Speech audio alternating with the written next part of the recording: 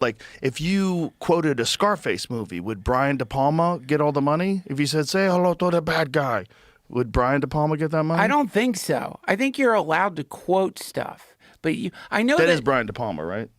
Scarface, wasn't it? Yeah. I don't want to fuck that up. I think so.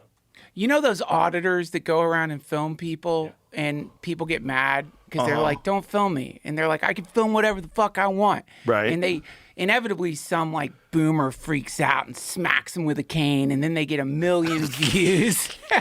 And it's just a trap. It's a trap. It's a trap. It's because inevitably someone loses their mind on them, and then that gets a ton of views.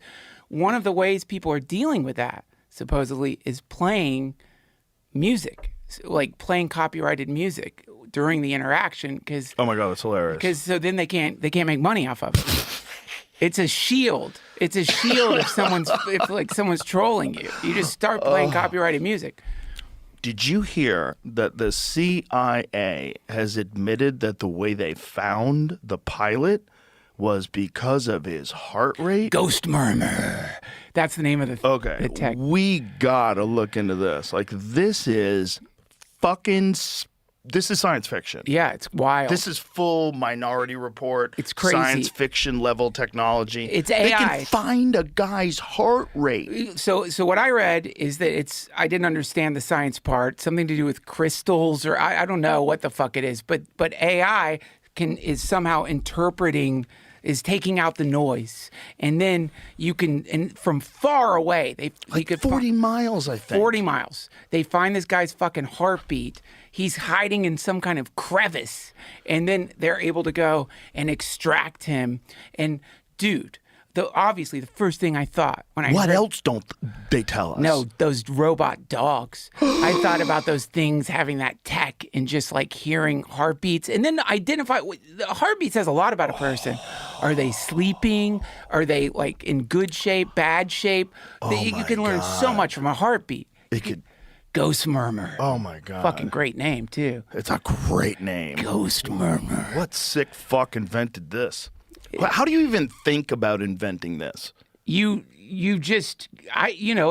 CIA, they've been taking psychedelics forever. What is that word? Quantum magnetometry. Artificial intelligence with long-range quantum magnetometry. What the fuck is that? Quantum means two things to me.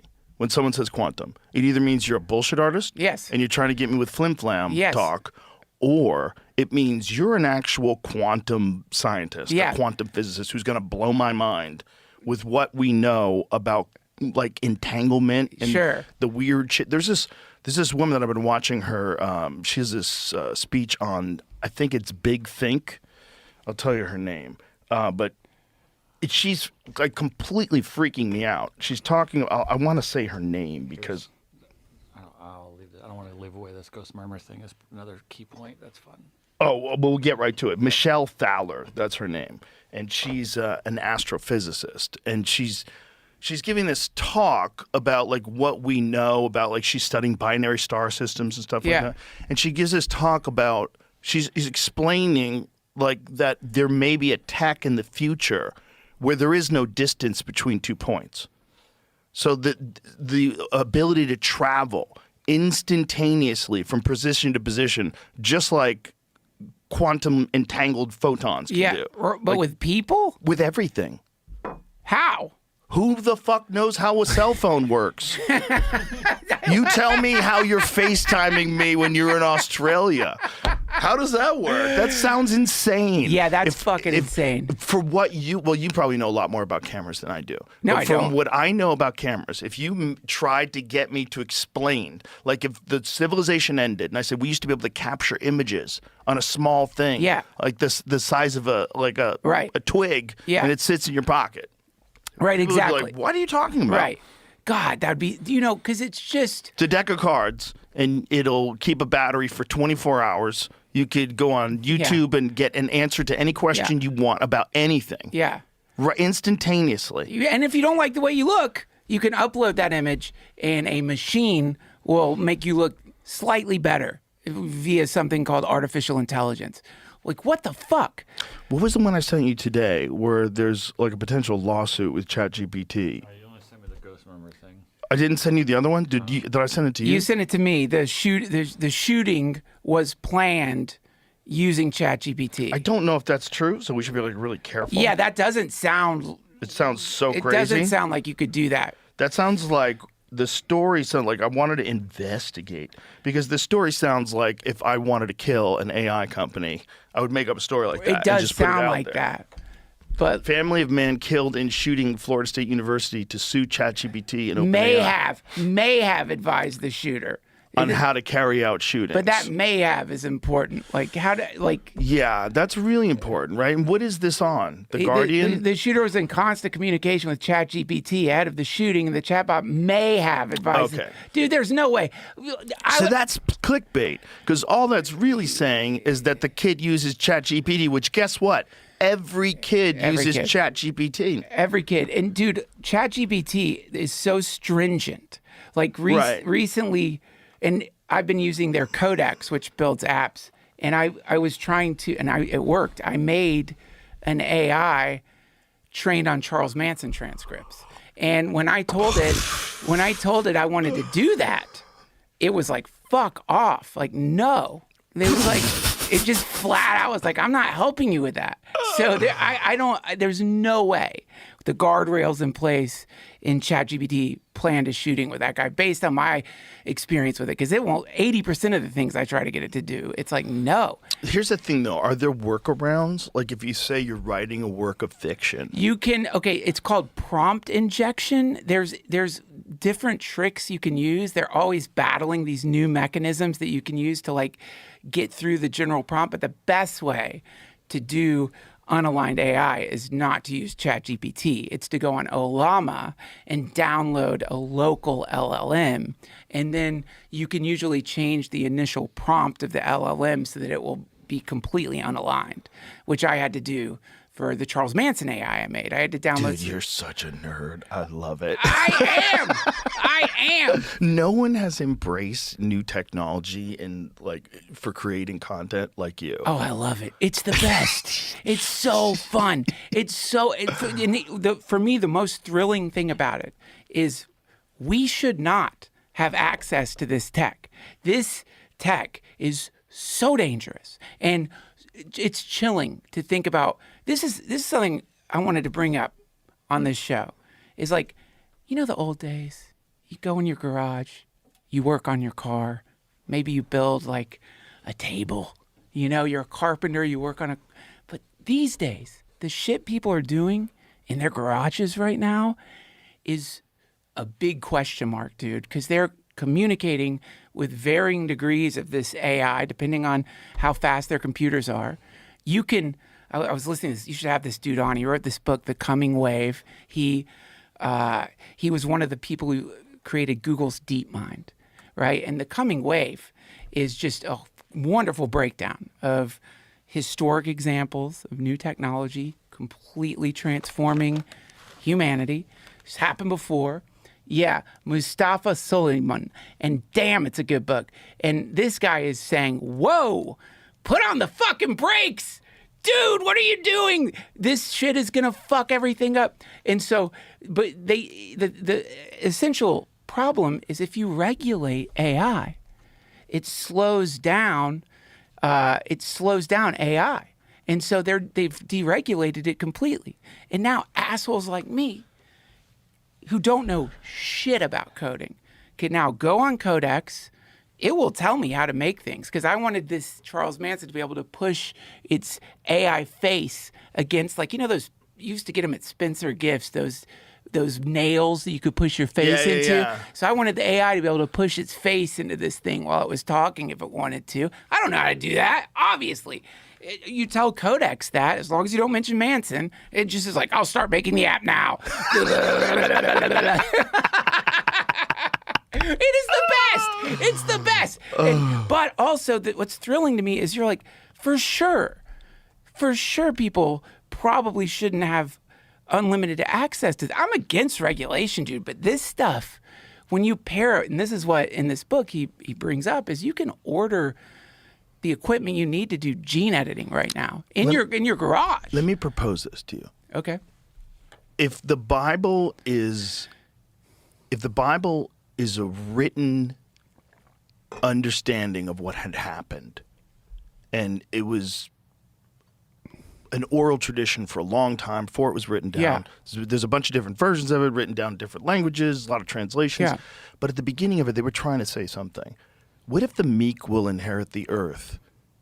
What if we misinterpreted that? What if we thought, like, it's good to be meek? The meek shall be, they'll inherit the earth. Yeah. The kind. There's something about the word meek, Yeah.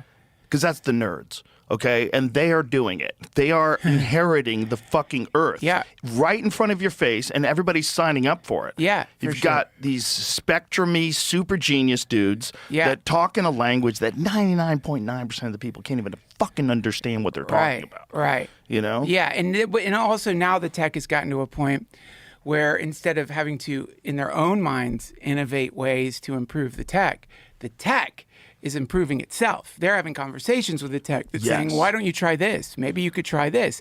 There's still, it's not Right. AGI yet. Maybe it is, but apparently it's not. But think about the people that are profiting the most from it. The meek. Well, Like if you had to describe like a lot of tech engineers, it's not trying to be rude, just being honest, right? A lot of guys that spend time in front of the computer, they're very thin and tired. You know, they're super genius dudes that can like fully focus. I don't on know, stuff. man. I don't a lot know of if them meek are. is the description for these. Right, but it's they're not- furries. But here's the thing. What I'm saying is like, if you looked at like a spectrum of male behavior, They're not like you've warrior got, like, types. Football players and UFC Yeah, right, I gotcha. fighters, Yeah. and then you've got coders. Yeah, sure. Dudes are like way more chill, way more like they're not interested in violence. Yeah. I'm completely generalizing. Yeah, right? sure. Because I'm sure there's a bunch of jack guys that are coders. Like, fuck Right. you, bro. I'm a coder too. But that type of person that invents tech like Facebook or like Yeah. Google, like things like that. Yeah. Don't be evil. That's Yeah. their motto. Don't be right? evil. And What does that mean?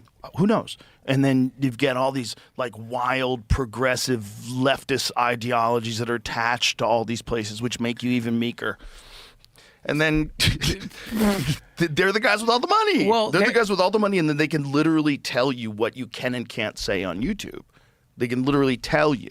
Yeah. We don't agree with what you're saying. Right. And we're going to shut off your access to say something we disagree with, even though it turns out you were right. Right. And you know what happens there, man? This is the hilarious thing when it comes to that kind of attitude towards the world, is the assumption is by creating a prohibition here or a prohibition there, it will diminish whatever the thing is we're prohibiting.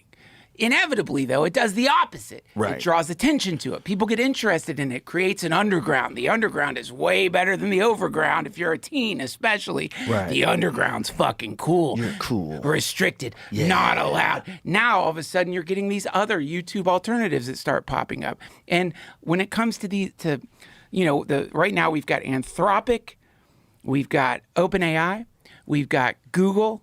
I might be missing one of the big commercial-based LLMs out there right now, but the biggest problem with these fucking things is they're so good, but they will censor your ass. And like, imagine like Hemingway, if his typewriter was like, I don't know if you should write that.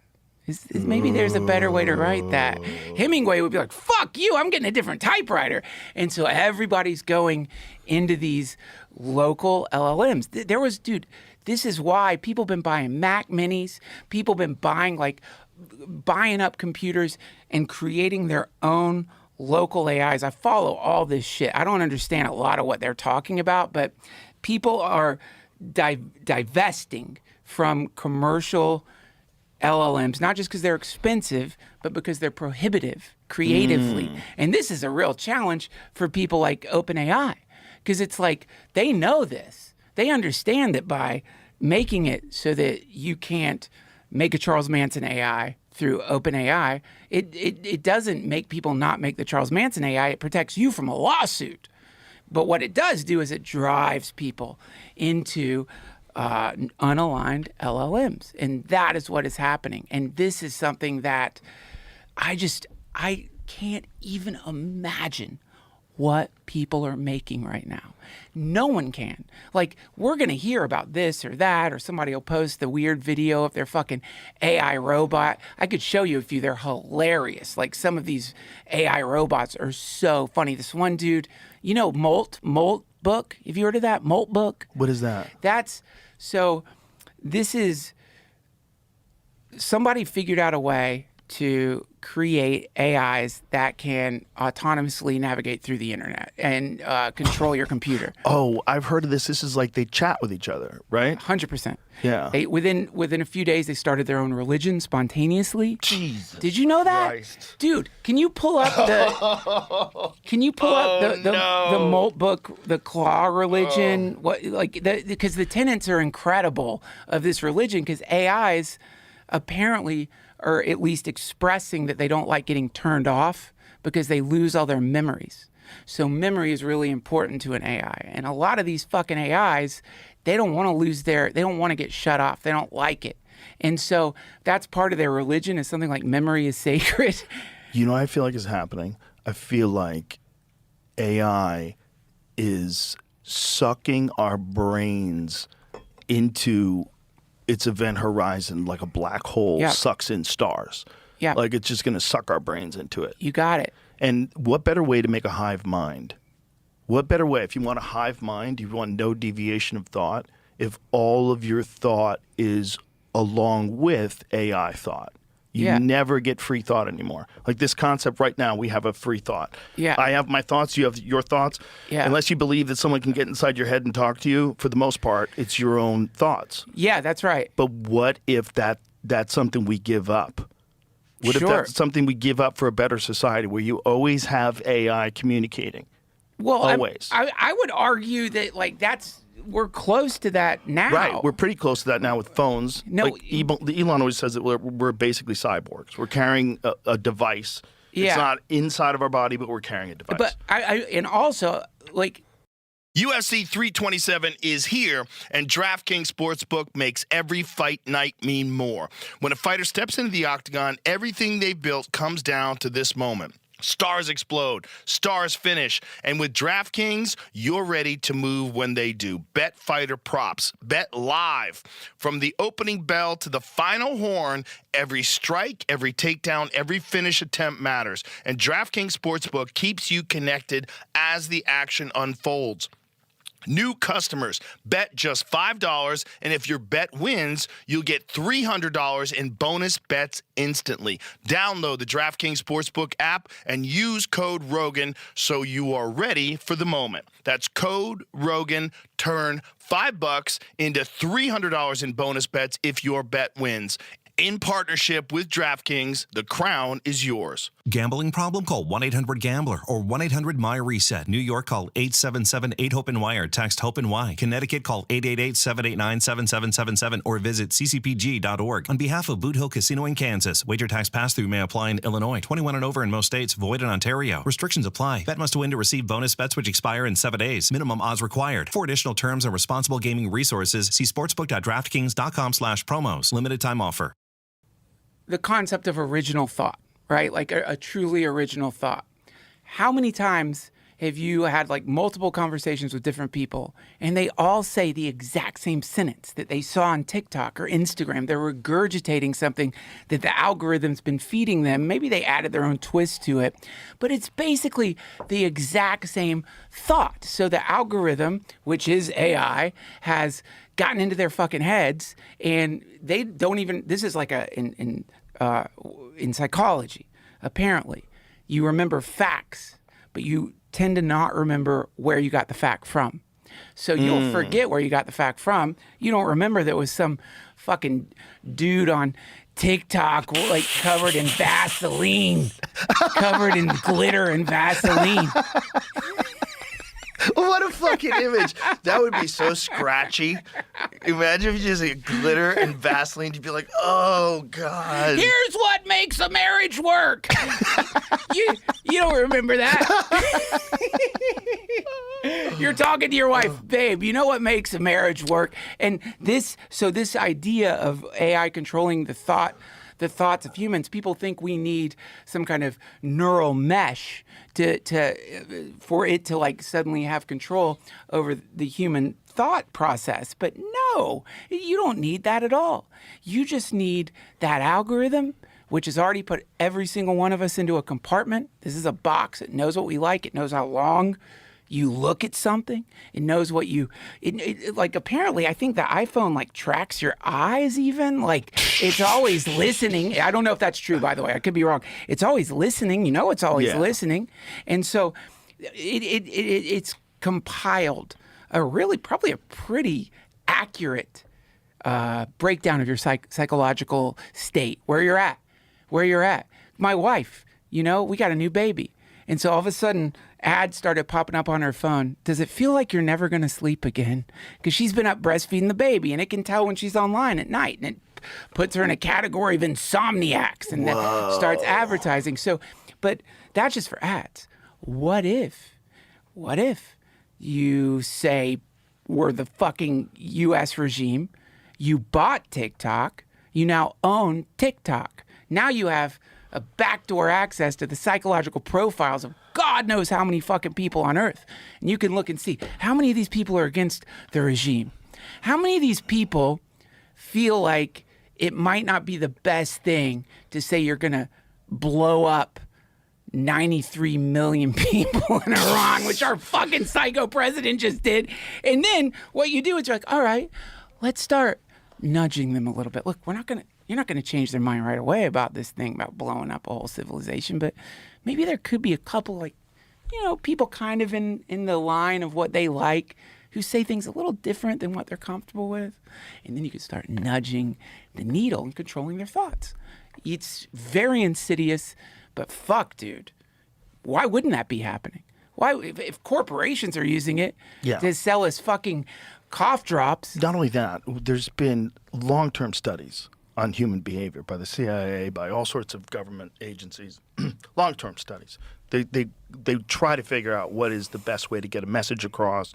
They try to figure. You don't think they figure out how to take control of an algorithm and completely like shift the psyche of the entire country in one direction or another? Of course they do. Yes. Of course they do. Of course they can. They do, and then you add these, like, you know, just like manipulative fucking super AIs that are just floating through the blogosphere, getting into your comments, just nudging the needle a little bit, to the point where you just have to ask yourself, have you had an original thought in the last year? Right. Is anything you're thinking your own thought process? How many thoughts do you have where you think, oh my God, I shouldn't think that? How many thoughts do you have that you don't want to articulate because you have in your own mind, an invisible arena of people based on online interactions determining what the next thing you say is, right? Right. Dude, that is a very powerful and subtle form of censorship that is becoming increasingly not just probable, but it's definitely happening. But the ability to just in a subtle way, start pushing the needle just a little bit. Yeah. That's scary, dude. That's some scary shit. Well, that kind of influence over humans is always scary, right? This is why cults work. You know, why do they work? Well, some people don't have any friends. And if there's a group of nice people that tells you that, hey, what we do is we have meals together and it's like a real community. We grow our own food. We just work for the family. And you're like, really? You're happy with that? Yeah. Yeah. It's amazing, man. We're just like not attached to anything. Wow, like, you're free. Okay, I fucking hate my life. Why don't I hang out with you guys? And then all of a sudden I'm doing yoga and fucking eating vegetables with these people. Yeah. And you're in a cult. Yeah. Okay, now, but you have friends at least. But you're in there for like 9 months, and then somebody comes to you and is like, Father wants you to suck his dick. And you're It's like, usually not even 9 months. Yeah, 9 It's usually months. the first 3 or 4 Right. weeks. And then you're like, and dude, I gotta tell you, I hate getting political. But you know, this war shit bugs the fuck out of me. Yeah, as it should. And this is exactly what seems to have happened to the, quote, MAGAverse, which is we are now at the part where the cult leaders like, want to suck my dick? Because this is the point of like, remember, a lot, like, I feel so stupid. Because when they were doing their no war thing, that was a big deal to me. I'm like, yes, yes, this is fucking great. No more stupid wars. No more wars. Fuck yes. Focus on the country. Why are we blowing up children in other countries for oil? This is great. And now it's wild to see what's happening. Isn't it mind-blowing that it is now, it's literally flipped. It's on its side. It's the opposite now. Now, these people who like really blatantly, we're not going to do any more wars. Right. Oh my God. We blew up, how many fucking Iranian schoolgirls did Trump blow up? What's the number? I'm sorry, I don't know that number. I guess it just hits different, it hits hard when you got kids. And that was an AI strike too, right? Wasn't that an AI directed strike? Yeah, apparently Trump said, I want to get blown by Iranian schoolgirls. I'm so sorry. I'm so sorry. You son of a bitch. Just, whoops, sorry, sir. Misinterpreted. 180 deaths. Largely children, teachers, and parents. Holy fuck, man. That is... A U.S. Tomahawk missile caused the explosion. Jesus Christ. Can we pull up a video of Trump saying he's not going to war anymore? How do they... I just don't understand how they get... How, like, anybody... this is where it gets culty, is because some people are still making this shit work in their heads. Some people are like, well, some people are kind of on the fence when it comes to blowing up kids. Have you noticed that? Like, as long as they don't have to watch. As long as they don't have to watch. As long as they're not in the general meat. area where it's happening. Isn't it wild though, man? Well, it's wild also, like once bombs start flying, it seems so much easier for them to launch bombs in new places. Right? Like this Lebanon thing that's happening with Israel bombing Lebanon. And they bombed it today, and I think, is that fucking up the ceasefire? Oh yeah, they've closed off the Strait of Hormuz again. Oh God. Which, by the way, like it's the craziest timeline, because it's not just that, like, I think it was yesterday morning. I'm just hugging my kids because I don't know if a fucking nuclear war is about to break out that evening, because the fucking president was like, I don't want to end an entire civilization, but looks like it's going to happen. And so I'm just hugging my kids thinking like, man, what are the fucking parents in Iran feeling right now? Like, what does that feel like?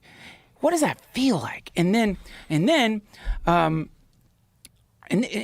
top of that this, like, the entire planet psychically is having to deal with this bullshit. On top of that, we've got all these other things happening at the same time.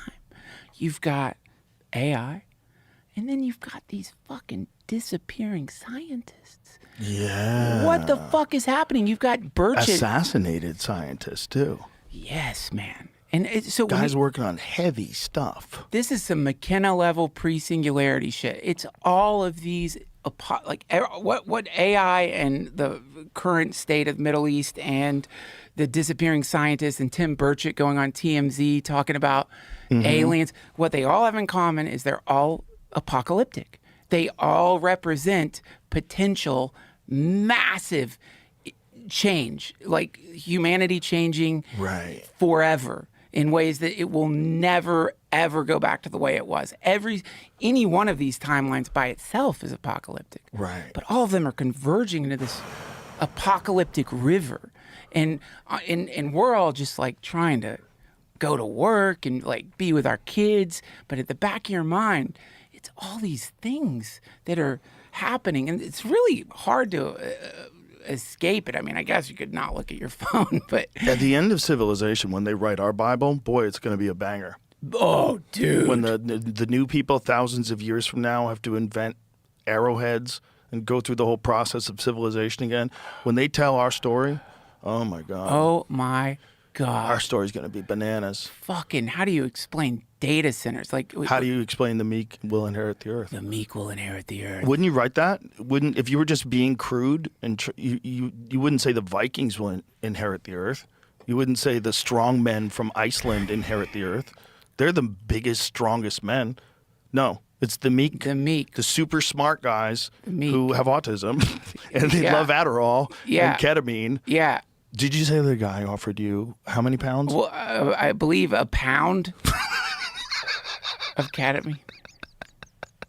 And you were telling me that it destroys bladders? Yeah. That ketamine, when used, and I think the amount of use has to be pretty extreme, but it creates crystals that get into your bladder and they scar your bladder. So you get scar tissue on your bladder, creating something that I've heard called Bristol bladder, because apparently that's where the rave scene, I don't know if it's still a big rave scene there, but people out there were just doing insane amounts of ketamine and just destroying their bladders and having to wear diapers and stuff. Like, Is it Bristol, Connecticut? no, this is Bristol, UK. Oh. Bristol bladder, mate. You've got Bristol bladder. That's crazy. You've been doing too many rails, and it just fucks up your bladder. That's crazy. Yeah, physiologically, it's definitely like it's really, really bad on the urinary system. Is it in all forms? Like, what about those people Don't know. that do it as therapy, where they have the nasal one? I don't. All I know is that I did back in my ketamine days have a ketamine dealer who would use a spittoon. So when he was spittoon? snorting ketamine, he would spit it out into the spittoon because he thought that was like going to avoid fucking up his bladder, which I mean doesn't seem that illogical. He was a great dude. Maybe it's not illogical at all. Maybe it's the actual problem is the powdered shit. What do I know? I don't even know what it looks like. But the It looks like powdered blow. stuff, it looks like blow. So that powdered stuff, when it gets into your blood, maybe that's the problem. Maybe that's what's going through it's your urinary just draining, tract. It's draining into your Maybe you need stomach. a pouch, like a nicotine pouch. Dude, if they ever come out, if Rogue comes out with ketamine pouches, I might get back in. That might be the end. That might be the end of I mean, me it being seems off like ketamine. the way to go, right? That way it doesn't fuck up your bladder. Well, How can it fuck up your bladder if it's just a pouch? dude, you sound. What do I know? Am I a doctor? I imagine anything that's going into your stomach is going to make its way to your bladder eventually, and so Right.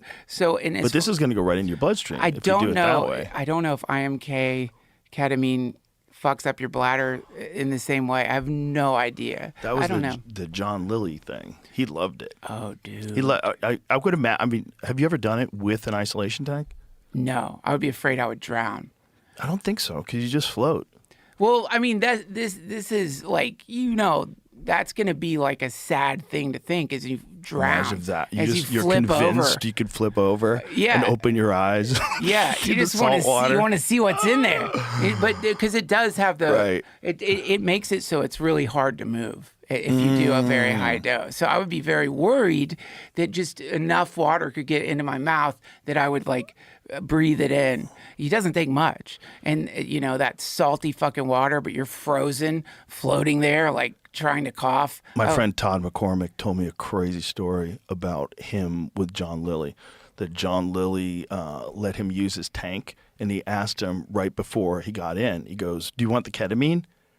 And he was like, "Okay." And he just jabs you in the thigh with an Yeah. intramuscular ketamine Yeah. blast. Yeah. And he went in the other isolation tank, and they like met somewhere. Yeah, it's like that. That's what's crazy about it. That's what I always loved about it, is that if you do it with other people and you go in, Both go to the same place. you will come out and you can describe the places you went to. Oh, did you go to the mothership? Yeah.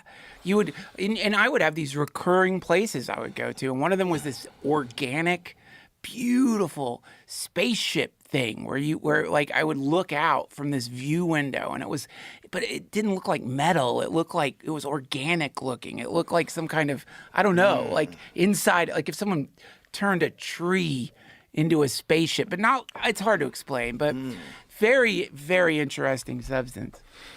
Ketamine is excreted via the bladder where it sits and is toxic to the surrounding cells and muscle wall. This causes it to become fibrosed over time, shrinking the organ down. Once that's happened, it can't regrow. So that's why we have to do major surgery, because patients don't have the capacity to hold urine. The bladder simply stops working as a muscle, so they become incontinent. Oh my God. Life becomes increasingly difficult for patients with ketamine bladder who describe needing to rush to the toilet all the time, as often as every Damn. 10 minutes for some. Imagine doing a podcast with that guy. Dude. You'd have to do it in the bathroom. No, it would be like an old school talk show. Like the Tonight Show, where you have Right. to. We'll be right back. We'll be right back. Every 10 minutes. Ketamine He's bladder. got to piss. He's- Pour a little thimble cup. It's such a fucked up thing for such a. How legal is ketamine? Because it's legal for therapy, so Yeah. a therapist can prescribe it for you. Yeah, it's legal for. So it's everyone says ketamine is a horse tranquilizer, but it actually it's used for like paramedics use it. Like it's very safe apparently, which is why they use it. I know a dude who had a real problem. I am 90% sure it was a ketamine thing. I don't want to say his name, but he was an old school MMA fighter. And he wound up in rehab for ketamine. Dude, it's so addictive. I know this because one of my friends went there to visit him, and that was his issue. He was partying a lot, going to raves and nightclubs and stuff like that, but he was doing ketamine specifically. It is the most addictive I have been to any substance. That's I've been crazy. addicted to many a substance. And this one was like, I had that moment of like, oh, this is what they're talking about addiction. Like, oh, wow. Like, I'm like fully addicted. And what's fascinating about that is there isn't a physical withdrawal. Like, the kick is psychological. But it's just such a wonderful, euphoric, dreamy experience that you can induce. And it's just so... I've heard it described as a cult cocaine.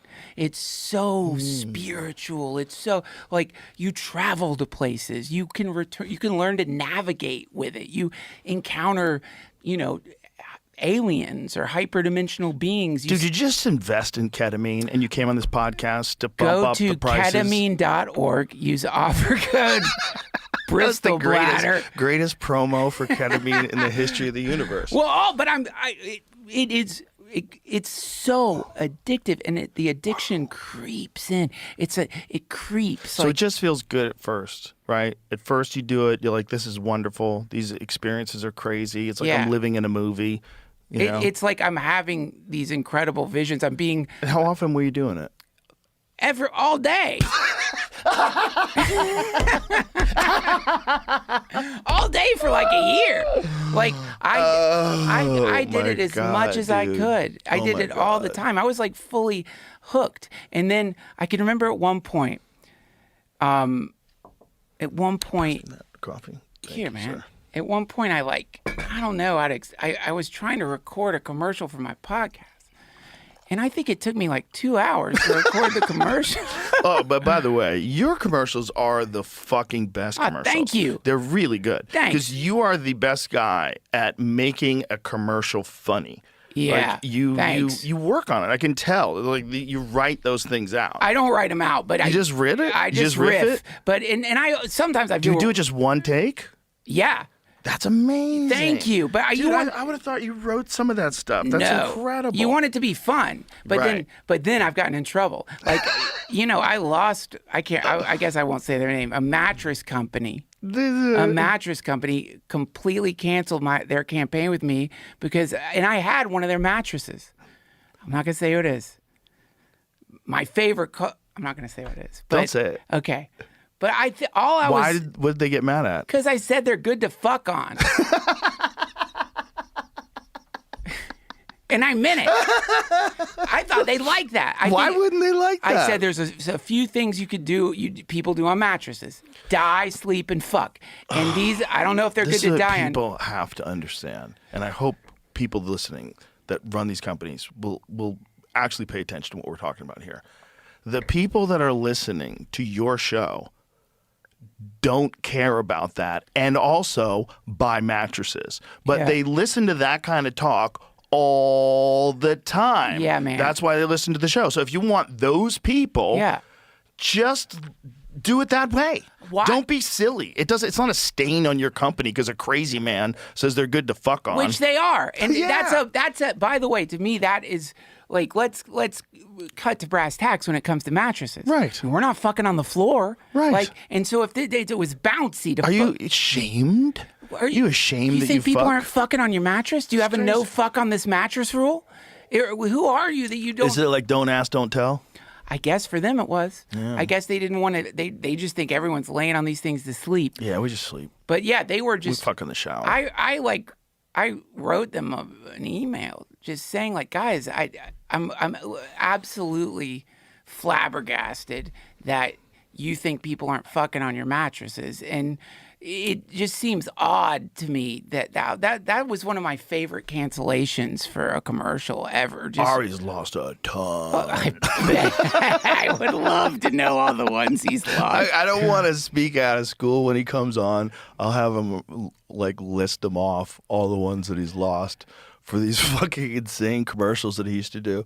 But it's the same deal. It's like, that's what I like. And guess what? Who the fuck is listening to Ari Shaffir? People who love Ari Shaffir, right. which want to hear that kind of a commercial. If you Right. want to actually sell your product to an Ari Shaffir fan, Yeah. let him say whatever the fuck he wants. Yeah. Let him say whatever the fuck he wants. Just make him have a disclaimer. DraftKings did not write this. Right. That's it. Just let him say whatever the fuck he wants. That's what I will say. I will always say they didn't tell me to say this. Perfect. But then they're off the hook. They should shut the fuck up. Most people are cool with it. Like it's very rare these days that happens. But every once in a while, I will get a note that someone's mad at me for something I said, and it's never something negative. But Yeah. I mean, dude, do you like? It's so weird to me that this is our jobs.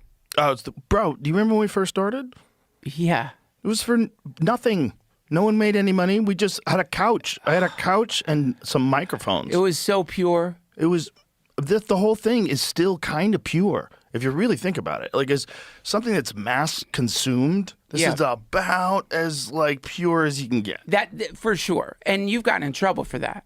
But, like a lot of people, unfortunately, I don't blame anybody these days. A lot of people have kids. People feel like they have to be very careful what you say these days because of like social rejection and stuff like that. But there was a time where that wasn't on your mind at all. You Right. didn't think anybody was going to listen. Like this shit was like completely strange underground tech that we were, and also I really loved the just doing it just for doing its sake. You know what I mean? Now Exactly. there's a whole industry around getting guests for your podcast. There's Not just that, is like clickbaity clips and ads, and it's like you're doing this thing where you're both having conversations with people and also trying to get the most eyes possible. So you're going after celebrity guests, and you know what I mean? Oh, yeah. You know what the big turning point was for us? what? Graham Hancock. You, me, and Graham Hancock. Oh yeah, That I think was, how many years ago was that? that was cool. That might have been one. It was like at my house. I had a few like legitimately famous people came over my house and did podcasts. Like Charlie Yeah. Murphy came over, and but Graham was, I think, the first. Yeah. He was the first guy that I got to meet who I'd read his books and I'd seen. I don't even know what I would be watching back then. I don't even know if YouTube was. Were you around then. nervous? I was nervous. 100%. Yeah. 100%. Yeah. The episode 142 in 2011. Yeah. So that's 2 years into the podcast. Episode 142. He might have been the first guest. It was like either him or Bourdain. Were like one of the first legit. When was Bourdain on? They were like the first legit guests. 2011. We'd been dude. getting stoned Four talking episodes about. before that. What's that? 4 episodes before that. Bourdain was? Yeah, 138. Okay, so Bourdain was number one, I think. It was either him or Charlie. But that was back when I was doing it in that little side room in my house. But we've been getting stoned yapping about Graham Hancock for like forever. And you invited me on. I was fucking terrified because again, like that just wasn't happening in the podcast land. Like, Right. Like that was a big deal for us, man. And it's like to look at, like now I go on the podcast app and I look at all these podcasts and it's like, whoa, I don't think we thought that. Maybe No way. No way. No way. No way. Not a chance in hell. Yeah, it's so, and now I wonder, like, and I don't mean yours, but I do wonder, like, is the landscape changing now? Is it like because I've heard that podcasts are starting to seem antiquated, that the kids are now into like streams now, that the kids want like clavicular, the kids want like people who are just filming all day long, and that's the direction it's going in. But I always wonder, what's the next? But that you'll never get. It's a different thing. You know what I mean? That's like saying I don't like rap music. I only like concert pianist albums. Right. Like there's different things that people like and don't like. The people that like the streams aren't interested in a Graham Hancock conversation, a 3.5-hour conversation about the potential ancient civilizations that may have existed that are wiped out by a cataclysm, and we just don't understand that. Right. Yet. And as more and more things get exposed in terms of like new discoveries, like when he wrote that book, they'd never even found Göbekli Tepe yet. Like Really? Yes. That was when Fingerprints of the Gods came out. This was like maybe the beginnings of the whatever they were doing in Göbekli Tepe. So I think Fingerprints of the Gods might have been even before. When did they find? It was like in the 90s. What? Yeah. Nuts. So that rewrote the entire timeline of the human race. How did they find They're real it? reluctant. They're real reluctant to let it rewrite it. They still say, "Oh, hunter-gatherers made these things." Why? Why are they so reluctant with that? They can't let that go. You cannot let that. That is a crazy thing to say. That hunter-gatherers have so much food that they just spend all their time making gigantic stone concentric circles from like fucking 15 feet stone with 3D animals carved in them. Yeah, primitive people with sticks and stones and rubbing them together to make fires. Yeah, sure. They did this? Yeah, sure. Shut the fuck up. Yeah. This doesn't make any sense. It's older than anything they've ever found. It's 11,800 years old. Do you buy into the conspiracy theory that it's a cover up because they don't want us to know about this inevitable global reset that happens? You buy into that shit? I buy into that a little bit. Yeah. I hate it. I hate it too because it seems like there's some accuracy to it. There seems like there is some sort of an event that happens when the magnetic poles switch. And that's possible. That's what makes you freak out. You're like, what do you mean that's possible? Like all of a sudden the Earth just does a gyro and spins on its head? And then what happens? And then what's the environment look like? What's the temperature outside now? Yeah. What the fuck just happened? Right. See, that All of a sudden you're in northern Alaska when you used to live in Florida. And I think we can. You know what I mean? Like yeah, dude. Like that temperate And it can happen environment that quick. changes like that. Happens like that all over the universe. Do? Like what does it do when Who it knows? shifts? Well, we act like Do we know? we act like we know we don't know shit about what's going on inside the Earth. We don't know don't know what's going on in there. We could do this. Why are you freaking me out? Because I think about this all the time. A giant ball of fire. How crazy is that? We The think- inside of our Earth. Isn't it? How do they know? Do they not know? Dude, I think that we have to just accept the fact that, probably that's true, but since we barely know what's under the ocean, we sure as fuck don't know what's under the earth. Well, we definitely know that lava keeps popping out in Hawaii, We know that. right? So we know that under the surface, that whole idea of the magma and everything seems real. And when there's earthquakes, you can blisters, look at and it pops through. You can look at the waves from the earthquakes, and you can like see sort of like the structure under the earth. And Yeah. but we can't, God, what's the name of that hole that Russia tried to dig? I love every once in a while going to look at that. It's the deepest hole. Yeah, they tried to go to hell. I know. It's like that movie. What was that Matthew McConaughey movie, the dragon movie? I don't. They accidentally dug out a dragon. Did you ever see that movie? No. Bro, it was fun. It was cool, fun. though. It was a good movie. Kola Super Deep, Russian horror film, The Super Deep. Kola Yeah. Super Deep. What does it say? Russian designation for a set of super deep boreholes conceived as a part of a Soviet scientific research program in the 1960s. How deep did they go? 12,226 meters. Yo. And it's, Wait a minute. How many feet is a mile? 5,000. So it's miles into the ground Yeah. in 1989. Miles. 7+ miles down. Imagine just being in an elevator that's going miles into the ground, Yeah. the kind of claustrophobia you would get. Yeah. In a stone tube that's been cut out of the ground. Yeah.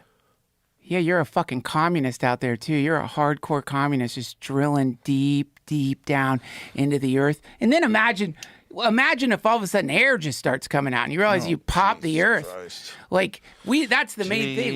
You don't know what's in there. Christ. And this 22 miles deep. 22 miles Yeah, deep. that's just the crust, and they didn't even get halfway through that. Yeah. Yeah, we don't. Microscopic plankton fossils were found 3.7 miles below the surface. What? Yeah. Yeah. We don't know what's down there. Boiling mud came Bro, out. what if this... Boiling mud. Boiling fucking mud.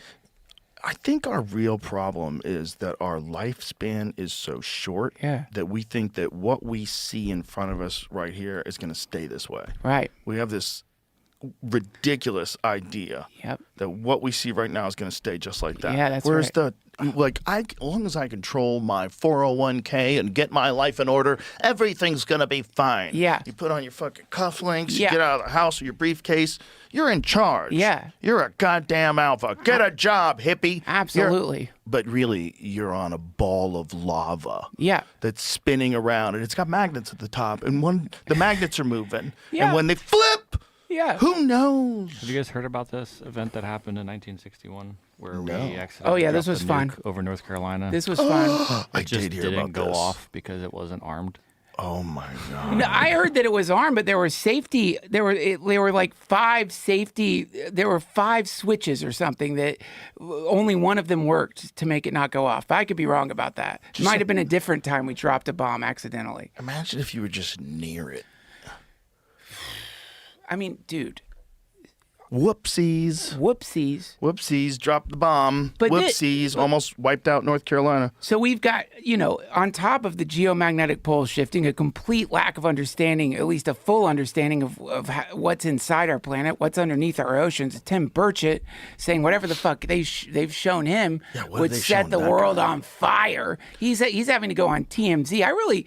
I got to say, man, I got a lot of respect for him because he's gone like gonzo with this shit. He is full bore pushing disclosure as much as he can. He's saying I'm not suicidal. He's had to say that and he's talking about these missing scientists and stuff that they're somehow related. So like people like him, that can't be good for your political career to go on TMZ and talk about alien hybrids. And people have to understand, like this missing scientist thing, it sounds a little conspiratorial thing. It sounds like a little silly, a little tinfoil hatty. It does. Until you start thinking about the amount of money that would be lost if a breakthrough tech came around that revolutionized the way they distribute energy. Right. Breakthrough, 0-point energy, breakthrough, whatever that is that these people are working on, plasma technology, whatever the fuck that is. You would lose if you're in whatever business that would be competing with them. You're going to lose so much fucking money. You're probably going to go under. If you're in the energy business, you're going to or he goes away. Right. And he goes away, and there's like him and maybe a few other people that work with him that understand that shit at all. Yeah. Yeah, they're all wandering through the back rooms now. They're gone. And they're all scared. They're all going to scatter like roaches. Yeah. Because their life is in danger, and it is. Like, this is theoretically, right? It could be just a coincidence that all these people get. How could it be? Could you pull up? It's not possible. Can you pull up a story on it? Because Jamie, I'm sorry, but it's 2 people from the same fucking lab. Yep. Like what? Yeah. I mean, it's gotten to the point that like it has hit the mainstream news. Like people are talking about it. Mm-hmm. I mean, what's her name? Nancy Guthrie disappears. Is that related though? No, but I'm just saying, this one woman vanishes. Yeah. It gets all this attention. And it gets all the press. Right, but we've got right. scientists, like 2 scientists from the same lab disappear. Crickets. Yep. No, like Weird. weird, Yeah. dude. Real weird. And what you're talking about is, if you think about it, it seems like all of human endeavor right now should be moving in the direction of getting off oil. I don't mean for carbon emissions. I mean because of this fucking oil problem that we have. We're like on the precipice of World War III at any given moment. Right. Mystery around dead or missing scientists privy to space and nuclear secrets grows. So there's space and nuclear secrets. You imagine being a scientist, you work so hard to like figure out some amazing stuff that's going to transform the human experience, and then people kill you. Yeah. Literally kill you. Like in a parking lot, pew, pew, one of those silence guns. Several American scientists privy to the country's nuclear, space, and aerospace secrets have either died or gone missing in recent years. Experts think they could have been targeted by either enemies or allies because they possess valuable knowledge of national interest. That's a weird thing to say. Yeah, it is. Of national interest? What? What does that mean? Like, I'm cool with the beginning part. Enemies, allies, that tracks. Sure. But then when you say valuable knowledge of national interest, Like, what is that? what the fuck does that mean? They possess valuable knowledge of national interest. I mean, dude, it's so many of them, and it's like It's a crazy thing to say. Let's go down a little bit to the. This doesn't have a good list of them. But it's just a weird way to phrase that. Well, You know what I mean? Is it a like CIA talking point? Like, what is that? I don't know. Monica Reza missing. She disappeared while hiking in California with her friends. Oh, Jesus Christ. Okay, well, I don't know. Maybe let's scroll down. It's not just like it's one. It's like so many of them. Retired a general. He just wandered off. Yeah. He was involved in the UFO community. His If- wife debunked theories relating to UFOs. If his wife debunked them, That's what it says there. Sort of. I think she was. I mean, she was joking. I think a little bit too, but she also worked there in this situation somehow. Is that a joke? Neil does not have any special knowledge about the ET bodies and debris from Roswell crash. Stored it right, Pat. Is that a joke? at this point, with absolutely no sign of him, maybe the best hypothesis is that aliens That's a beamed him up joke. to the mothership. However, no sightings of a mothership hovering over the Sandia That's not Mountains real. have been reported. There's no way she said that, That's right? a joke. It's Men's Journal. Well, maybe she's just being funny. But her Posted a husband lengthy note on Facebook. just a little joke about her husband disappearing. Maybe she was happy. Maybe she's like, finally, I get to sit home Get with my the romance fuck outta here. novels. Stop talking about aliens. Yeah, you piece shut of your shit. fucking mouth Who and go cares? for a hike. Forget the alien bodies. What about your wife's body? Well, maybe she just got grace and she could handle someone missing. It's pretty funny, though, to say it that way. I mean, yeah, I guess. It's just, Unless, she knows something. where are they going? Maybe he wanted to leave. And he's like, look, I know too much. I'm going to pretend to go missing, but I'm going to go to Costa Rica. I mean, Just don't tell anybody that you know where I went, and I'll send for you. you know how weird it is to see the vice president saying that he thinks aliens are demons? I did see that. You know how weird that, Yeah. just like living in it, like that's a dream. That's how, like, you would wake up from that dream, and I would tell you, dude, I dreamed the vice president said aliens are demons. Here's the question, though. What were they talking about in the Bible? When they're talking about aliens and demons, when they're talking about, like, angels, what the fuck were they talking about? And are there different kinds of beings that can, for whatever travel method they use, whether it's teleportation or, the Bob Lazar idea of gravity shifting, whatever the fuck it is they get here, why would we assume that they'd all be cool? Right. Like, and if some of them are, they talk about reptilians. Like, reptilian is a common Yeah. experience that these supposed UFO abductees, and I'm not even convinced there's like physical abduction. I have a feeling that these people are out cold and something's happening to them inside their head, and they think they've been physically abducted. I think that's a lot of them. I think they have these abduction experiences, they come back, they have these contacts, and they come back. I have a feeling a lot of them physically aren't going anywhere. But it doesn't mean that something's not happening.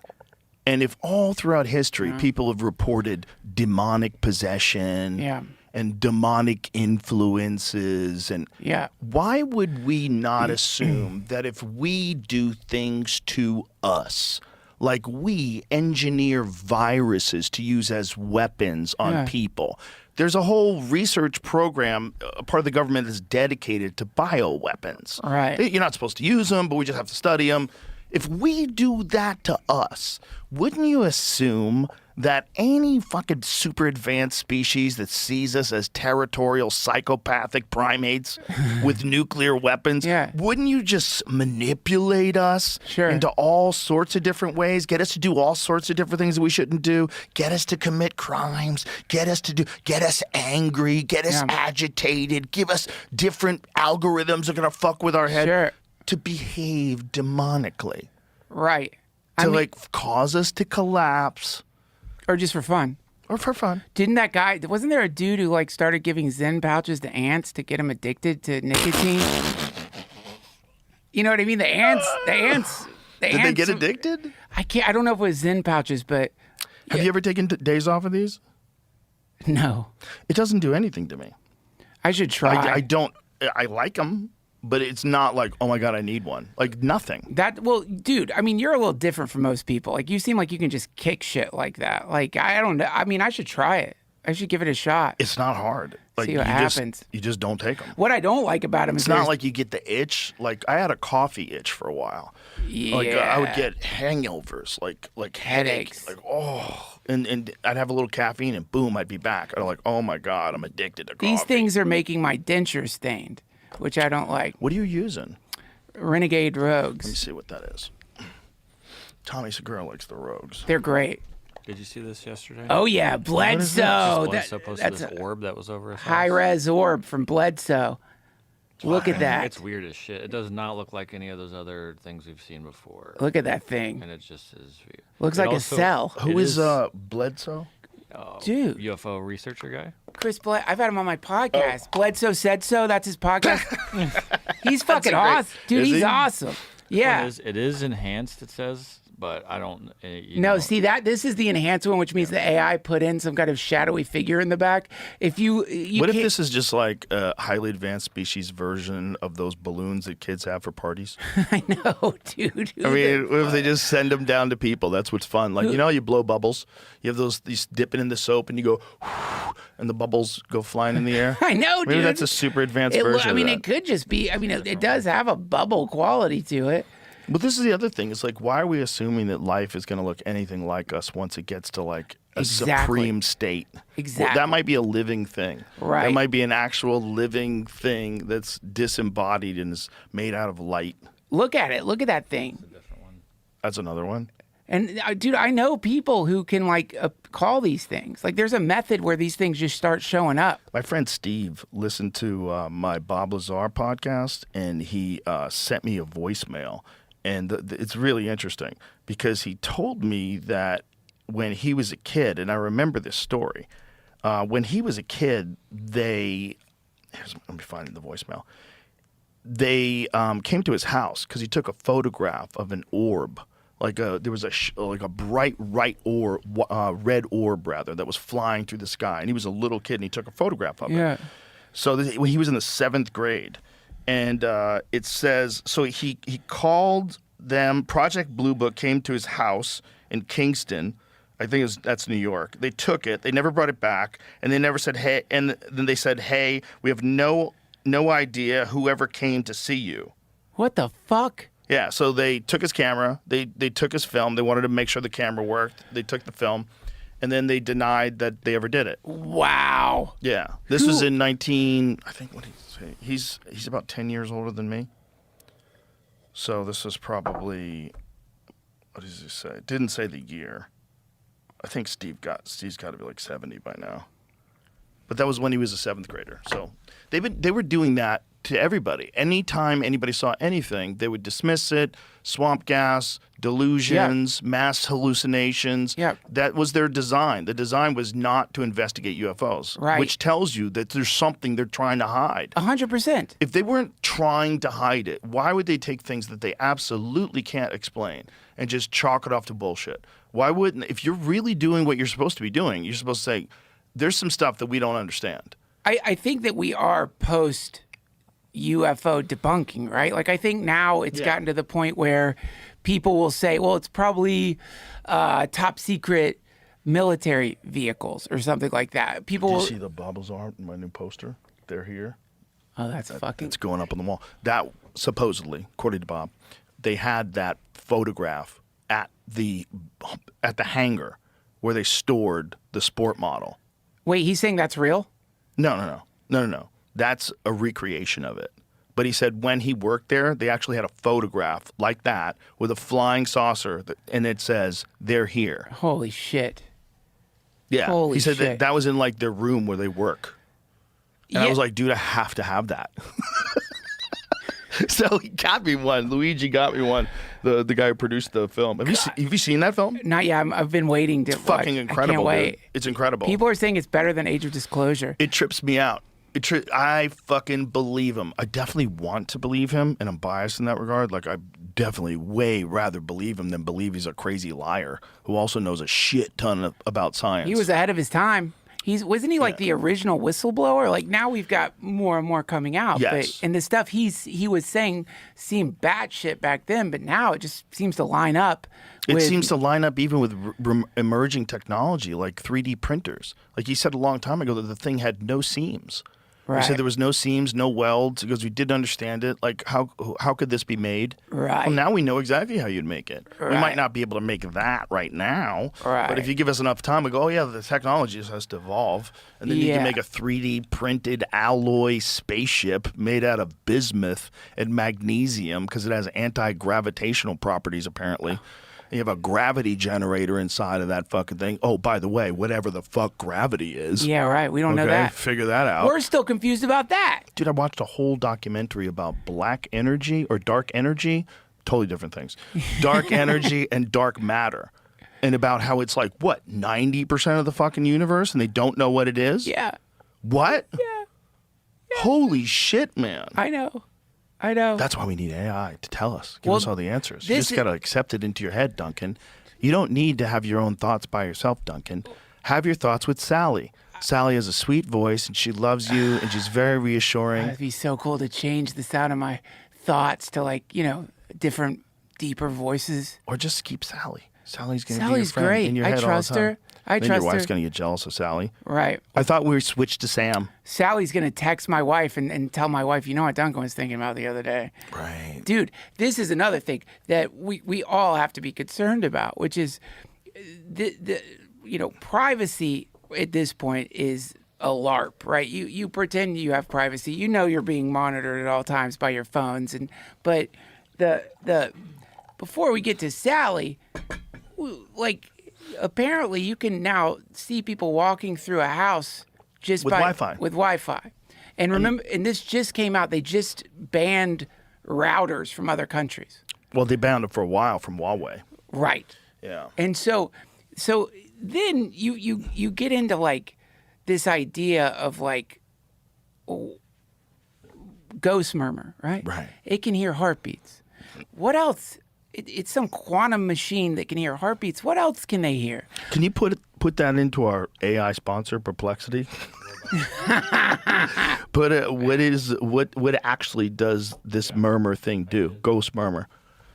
Let's see what it does.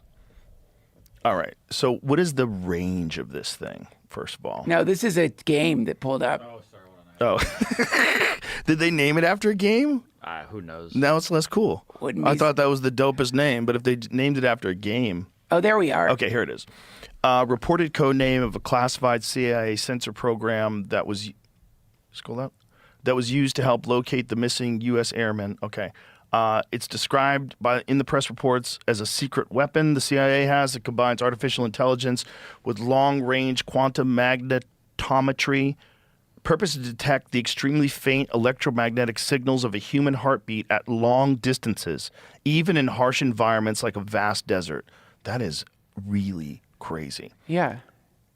How it was used. After the F-15 went down, the pilot weapons officer evaded capture by hiding in the mountainous desert terrain out of sight of Iranian forces. According to reporting, Ghost Murmur helped pick up his physiological signature from up to about 64 kilometers away. That is so cool. I think that's about 40 miles, right? Is that what that is? Allowing the CIA to narrow down his location and pass precise coordinates to the Pentagon and the White House for a special operations rescue. What is 64 kilometers in miles? You asking me? I'll ask. I don't know. I'll ask AI. What is 64 49. kilometers? Here we go. 39. 40 yeah. miles. So it's basically 40 miles. 40 miles. And 40 miles is crazy. dude, Your heart rate. A heartbeat from 40 miles away. Imagine thinking I'm hiding in this cave, but I'm like 20 miles from the city. I'm good. Also, that means it's able to differentiate animal heartbeats. It's Right. able to differentiate it knows your heartbeat. How does it do that? Specific heartbeat. How? Think of all the heartbeats in When 40 did it miles. get it? When did it get that? When did it get that data? Was it when you had your little chest strap on at the gym? When did it get that? How does it have that? When did it get that data? Yeah, is it? How the fuck does it know what your heartbeat is like? Does it know if your heart is broken? Oh, Like, seriously though, what else Right. what other things can they pick up? If they can pick up a human heartbeat, what other from 40 miles what away. other things, what other physiological signals, this is where you get into schizoland, because at some point you're like, wait, can they pick up thoughts? Like, we know that we know AI can tell what people are thinking at this point, right? Right. With putting something on the outside of their head. So Let me ask you this. Do you 100% believe this? what? This story? That- That they did that? That this tech exists? It could be disinformation. Right. It could be something to cover up another fucking thing. This is the thing. It is legal to use disinformation Yeah. on American citizens now. Yeah, right. And what better time than a time of war? Right. All right, if you want to use disinformation on American citizens to convince the enemy that you have some supernatural tech, Good way to and do they it. better fucking surrender right now. You can find their heartbeat from Yeah. 40 miles away. Yeah. Right. That'll make people very reluctant to engage with you. Right. Right? It definitely. I thought that this could just be some bullshit that they're war propaganda. I don't know. No, it's insane. Let's look up that magnetometry thing or whatever it's called to see. I've been trying to show you guys stuff. There's Oh, sorry, Jamie. yeah, that it has to even this is quote, it has to be under the right conditions. If your heart under the right conditions, if your heart beats, we'll find you. Which is also I was trying to show you here on the thing. They ran a deception campaign in Iran to get Yeah, that's cool them too. away from them while they were trying to find them. Interesting. Yeah, they said so. Basically, they said, remember when they said we'd recovered the air? At one point, they're like, we got him, and then all of a sudden, other news came out, which is like he's not out yet. But what they did is they basically signal jammed everything because the Iranians were going to give $60,000, which in Iran is a shit ton of money right now because their economy collapsed, to anybody who could find him. So this is everybody's looking for this guy. And so they said that they got him, hoping it would throw people off. It worked. So they used somebody saying that they got him? Yeah, they put disinformation saying that they had already rescued him before they'd rescued him. Really? Oh yeah, they sent a whole fucking team of special forces. I think their planes got stuck in the sand too. So the special forces came to get him. I think they got him. He was injured. Badass. He was injured and he fucking climbed up I can't remember how far he scaled. He climbed into a fucking crevice and just hid there. And then Ghost Murmur picks up his heartbeat. Some deep special forces group comes in. They get him. Then their planes get stuck in the sand. They have to blow up their fucking planes because of the tech on them. And then other people had to come and get them. So it's like an insane. It's like a movie. They got him out. And dude, if they had not gotten him out. Can you imagine? Do you buy that story 100%? No, I don't buy any propaganda I hear, but I like to imagine that one it's sounds insane. Well, yeah, I don't believe. I mean, this is the story. Yeah, some part of me wants to believe it because In the middle of the war, though, I don't think you're ever going to get the whole story, No. the real story. You're going to get the story that they want to project to the enemy, Right. Right, first, Yeah. to the country. Yeah. You have no idea what's going on. You have no idea. That's one of the craziest things about the shit happening right now is no. Do you remember the Jessica Lynch story? No. Who is that? Do we talk about that? The Jessica Lynch story was a lady who was supposedly she was kidnapped, and they went to rescue her. I think they sent in the SEALs, but she was actually in a hospital, and she wasn't even being guarded, and they just took her out of there and right. got her to medical help. But they made it look like they had this crazy Right. rescue operation, Sure. shootout, Tom Clancy novel type shit. Sure. That's not really what happened, and she came out afterwards and was very critical of the story. Oh, really? Yeah. She was like, "Why did you lie? See if you can find information about that. I was just in the hospital. You guys came and got me out of the hospital." See, this is the thing. It's like there's things that you'll say so the enemy thinks of you a certain way, right? Right. Like, Right. I'm going to get rid of your entire fucking civilization. Right. Or, you tell them we never leave anybody behind. We're going to come get them. You And we know, can find your heart I rate from gotcha. 40 miles away. When Trump posted that, of course, like your mind's scrambling. Like, how Right. do I make this not what it is? You can't. You can't, because what it is like even if he is using some kind of like crazy hardcore shit that would like help you buy a skyscraper, you're still, you know what I mean? You're still, even if it's just a ruse, what you're doing at that point is you're just signaling to the world Exactly. that you're out of your fucking mind. Yeah. To you. This makes sense to say anything like that. It makes sense to signal to like Russia, hey, because like when Putin read that shit, he's like, oh, we're doing nukes. Oh, I guess we're doing fucking nukes. This is great. They're doing nukes. Well, China already warned Israel, right? Well, that's what I heard. I heard China had some part in this, that China was going to blow up Israel If they used nukes. Yeah. So this is the story. 19-year-old U.S. Army private whose 2003 capture and rescue in Iraq became highly publicized and heavily disputed symbolic story of the Iraq War. So she was a supply clerk, 507th Maintenance Company. Her convoy lost her in Iraq, ambushed by Iraqi forces. Humvee she rode on crashed into a disabled U.S. truck during the attack. She was knocked unconscious, suffered multiple broken bones and a spinal fracture from the crash rather than from a dramatic firefight.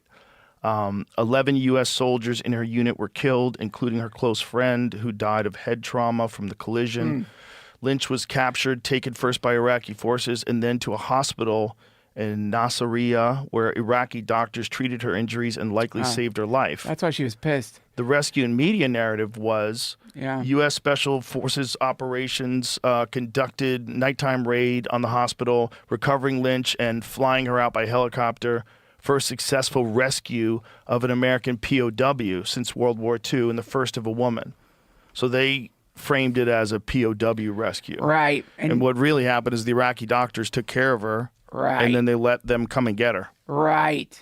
Yeah, so I see why she was pissed. So later U.S. military and medical reports indicated she had not been shot or stabbed. So did it ever say she was shot? Look, hold on.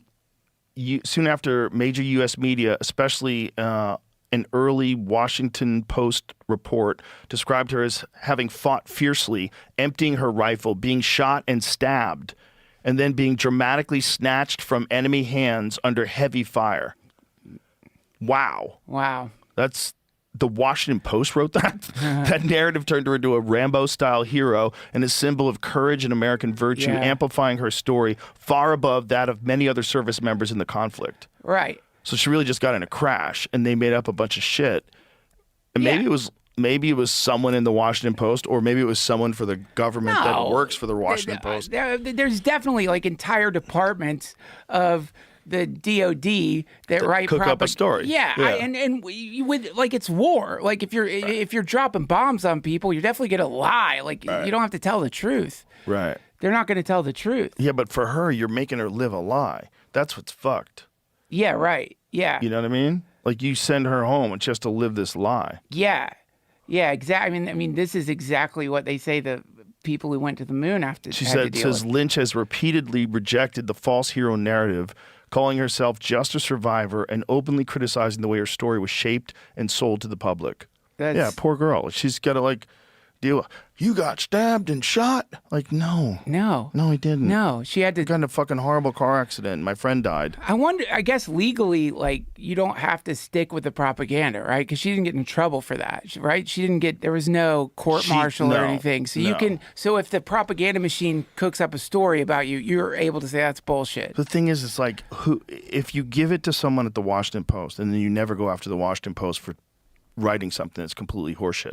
Like if an intelligence agency gives a story to the Washington Post, it says, "Hey, go write this," and then they write it, and it's complete and total horseshit. But the government gave it to them, so they're not going to prosecute them. So leave it alone. It just goes away. Yeah, it's so. But then that story's out there. Yeah. And then this poor girl's like, "I got what? I got in a fucking car accident. Nobody shot me. This is nuts. God I damn. fought my way out fiercely, emptying my rifle. This is bananas. It's so crazy to live in the part of the hive we're in because there is this world that we live inside of that more and more we're beginning to realize is just composed of propaganda, lies, shit cooked up to keep people in a certain, like, living a certain way. Exactly. It's such a mind fuck to try to push outside the boundaries of like all the information that you've consumed and let your brain go there. It's really hard to do that, man. I mean, this is why psychedelics are so useful because it will help you. But it more and more and more, it just feels like the laser pointer that they're using to grab our attention is getting increasingly hypnotic. It's becoming increasingly difficult to resist staring at that fucking thing. They're getting so good at it. Yep. Yeah, and meanwhile, there's this whole universe happening around us that God knows what's going on there.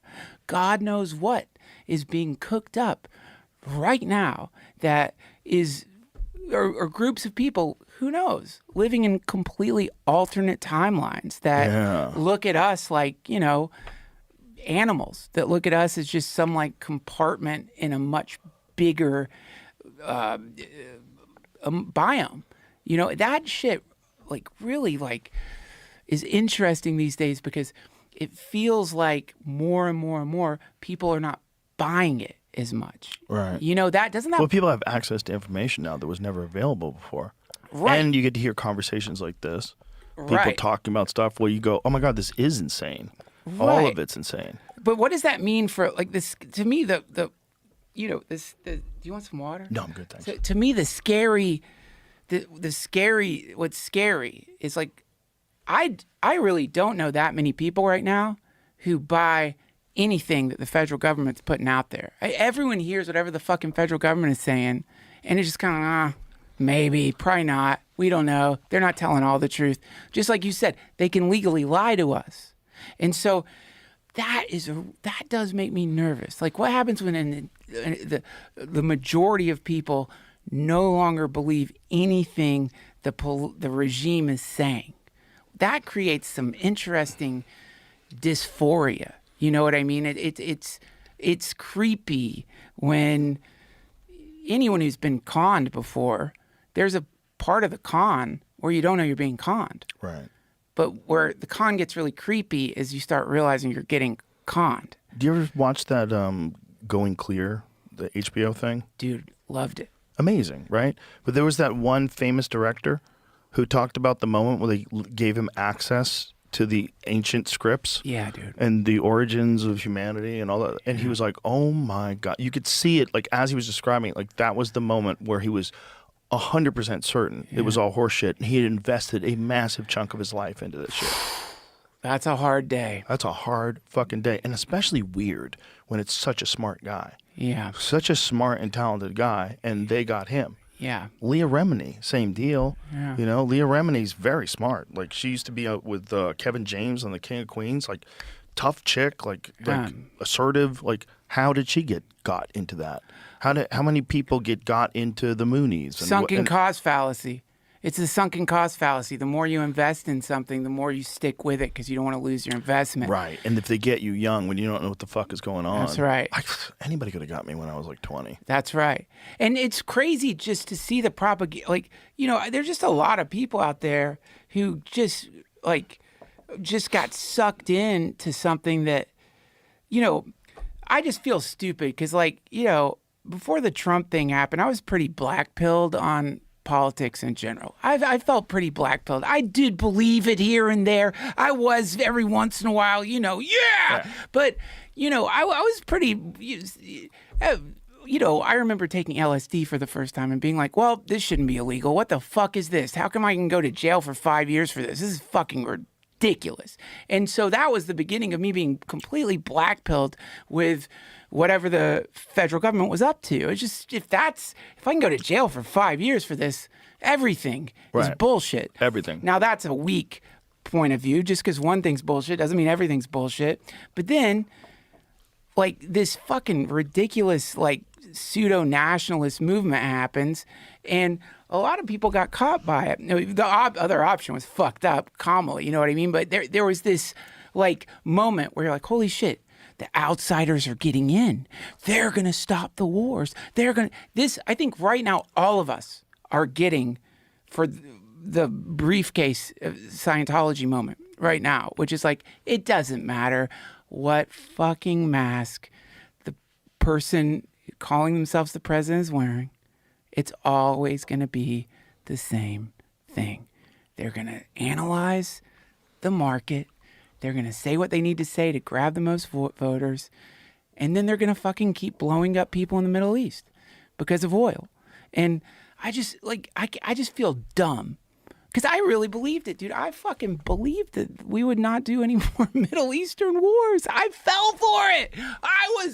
I really bought it, man.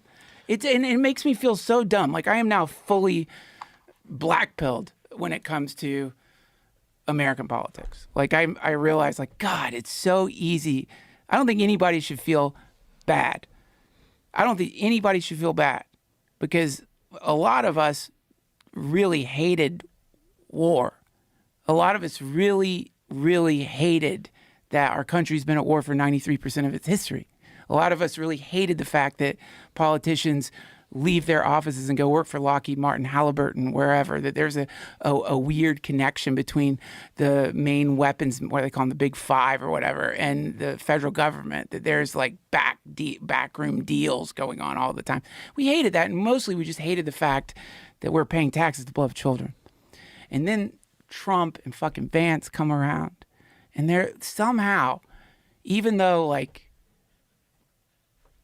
probably like when you look at Trump, I don't know if I'm going to believe that dude. But somehow he did it. Hypnotized. What a powerful magician. No more wars. No more wars. And now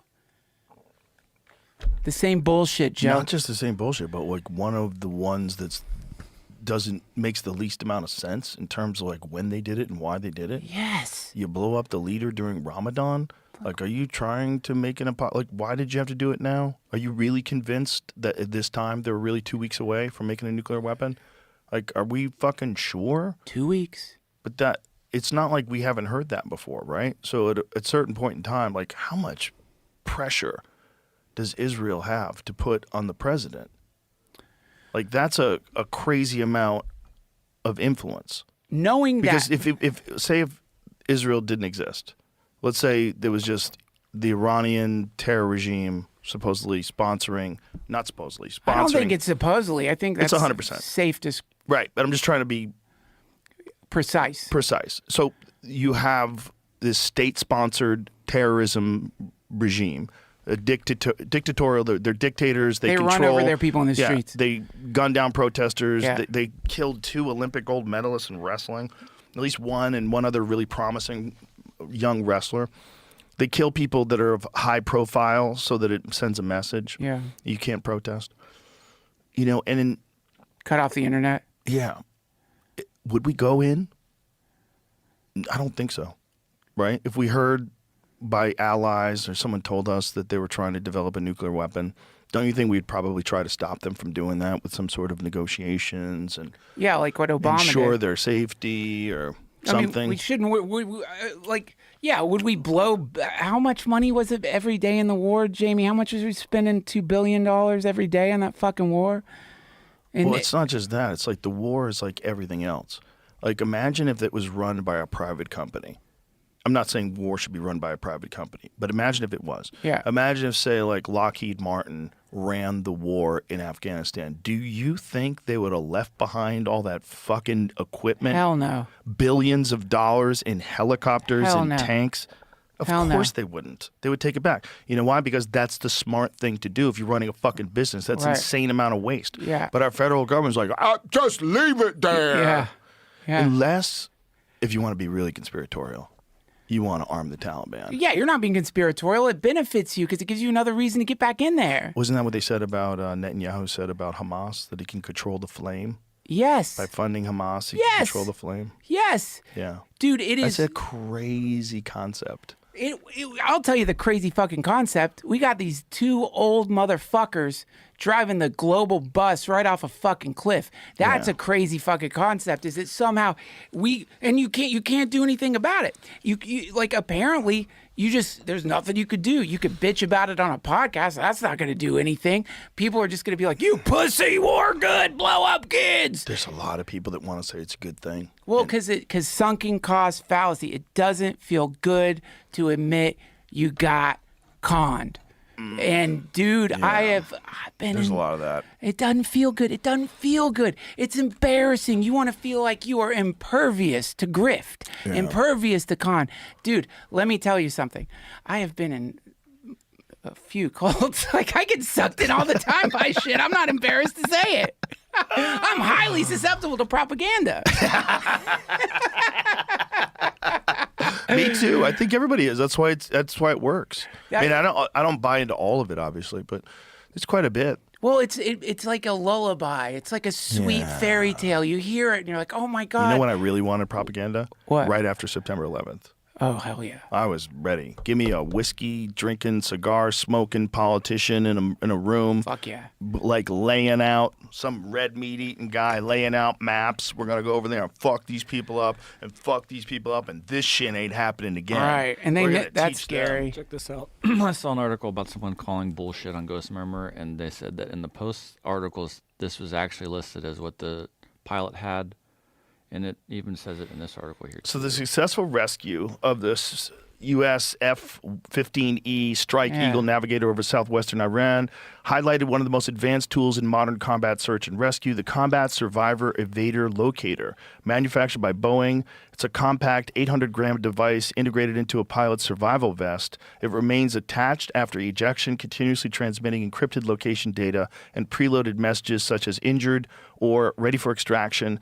These signals use rapid frequency hopping and ultra-short bursts, making detection by enemy electronic warfare systems extremely difficult. He was going into how the explanation of what this technology is and what they described it doing don't really match up.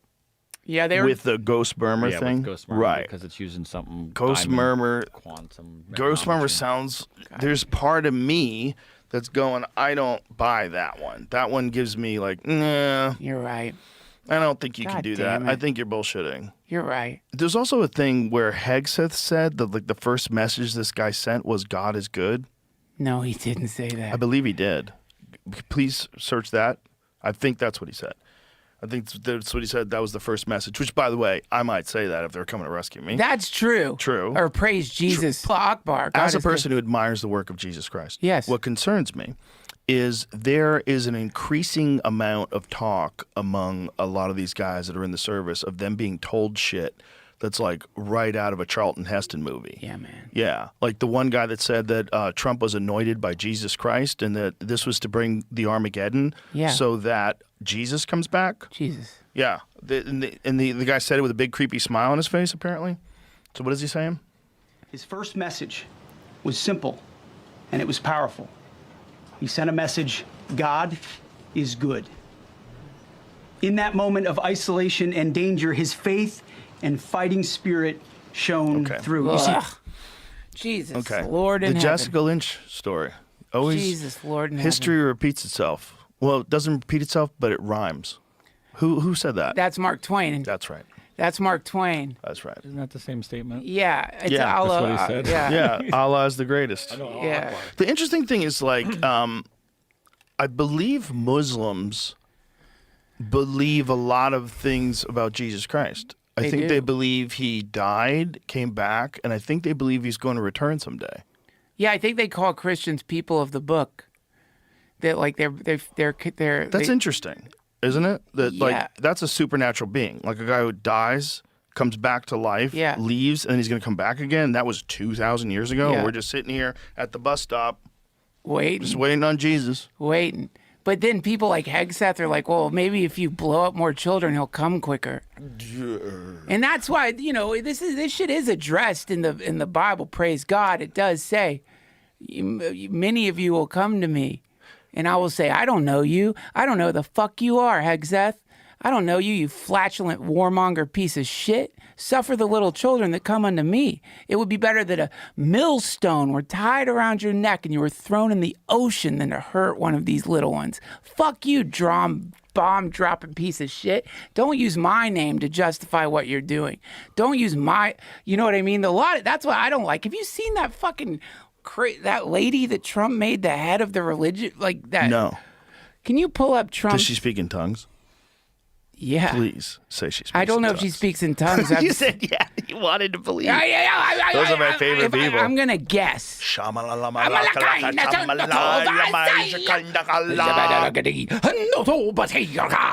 But do you think that there's something to that? Yes. Like just saying Glossolalia? Glossolalia, is that what they say? Yeah. Paula White Cain, you should pull up one of her sermons. Oh, let me hear some love from this lady. It says crazy, batshit crazy. Let's hear some of it. Let me hear some of that. I'm sending angels are coming. Angels. Yeah, I mean, it's going to be her. Let me find Good. Oh, is she gonna? We'll get dinged I again. don't know. I'm just trying to find We'll get dinged all Yeah, over don't the get place. dinged. Don't get dinged. Let's hear what this It's not worth it. Everybody can. Here, we hear what she says. I haven't seen this. Talk about, first off, to give honor to God and to President Trump for being bold and unwavering with his faith. Many people don't know, like you do, and say hello to Eric and everyone in the family about the upbringing of President Trump, that he went to sometimes 3 times a week to, he said it depended on the teacher, to Saturday school, Sunday school, church. It was at Norman Vincent Peale's. Church was a big part of his life, of course. 3 times a week. Basically a saint. 3 times a week is crazy. Yeah. Are you busy? You're making houses. That's How do you have so much time to go to church? I think that was he's a young Trump. Come on, lady.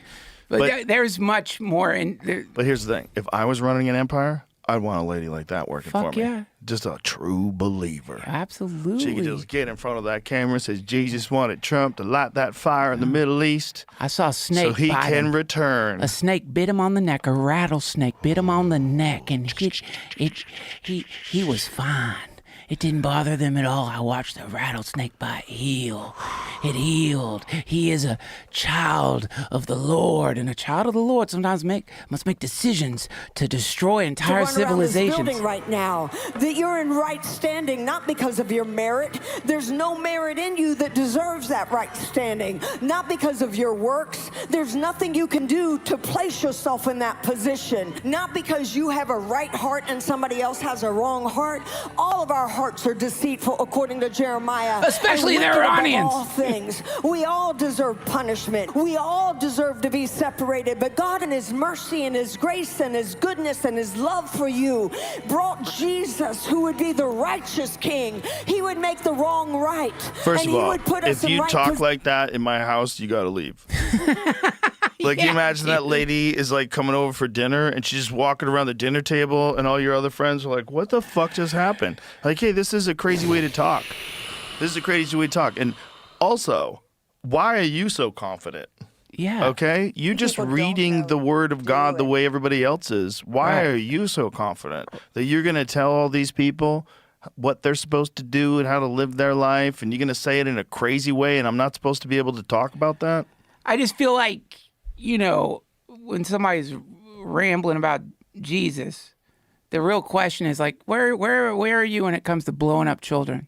Are Right. you kind of on the fence about that? Because if you're on the fence about that, I'd say If you're anti-abortion and pro-war, kind of weird. Really weird. Kinda weird. Yeah, and that's this like bizarre, like crazy math that some of these people are doing to justify holding up the military-industrial complex, and it's fucked up, And the dude. thing is, like, the more these conflicts occur, the more enemies we'll have, which will ensure future conflicts. And Exactly. business is booming. Booming. And that's what people don't want to believe. They don't want to believe that someone would engineer a virus. They don't want to believe that someone Right. would like make stuff that could kill other people of their own country. But they would. They would if they could make money. They don't give a fuck about you like they don't give a fuck about people over there. To a certain level of psychopaths, money just becomes numbers on a ledger Yeah. that they're trying to acquire. And 100%. if they can attach themselves to a corporation, fantastic. Then it's just the business we're in. That's it. And chug along, daddy. Yep. Chug along. Chug along. Chug along. And this is the world that you're having to live in at the same time, where Tim Burchett is saying there's fucking aliens. Right. And AI is, and then also they shot a rocket to the moon on April Fool's Day. And Dude, it's what like, the fuck? this script is wild. Wild. Whoever wrote this, I want to give him a hug. You fucking killed it, dog. mwah. I'd be like, Dude, a chef's kiss. did you killed see it. the tattoo on the guy, like the guy at NASA? Did you see that weird fucking tattoo on the guy at NASA giving, like, I don't know, applesauce to one of the astronauts? Can you pull up the weird? What? You know, they're shoving like yogurt pouches in there. There was a whole thing where the astronauts are sitting there and they're putting like food pouches in there. Yeah. What's his tattoo? Oh, Jesus Christ. What the fuck was He's that? got a demon tattoo with runes on his fingers. Yes. Holy shit. Yes. Bro, that's wild. I know. I know. If I was rolling with that guy in jiu-jitsu, I'd get nervous if I saw his tattoo. I'd be And like, if I was yo. working at NASA, I'd be like, look, we're going to get somebody else to put the food pouches in. Is that real? I mean, I saw the photo going around too, but I don't. It's just. It's a guy who works at NASA. That's just the guy that works at But NASA, though. that doesn't have to be the guy who puts the fucking quiche in his pocket for the camera. Like, I mean, What does that guy do at NASA? That's interesting.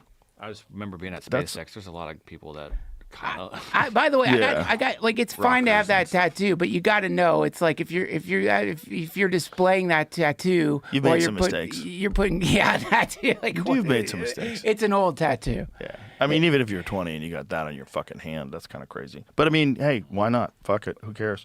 But a lot of those guys you were saying at SpaceX, they're they're just like- burly rocket Yeah, workers. sure. Yeah. There's, a bunch of jack dudes I picking don't up fucking believe girders. It. I don't think it's like what people are saying it is. It's the combination of April Fool's Day Right. and a dude with a seeming Bale tattoo is putting cream cheese in some dude's outfit.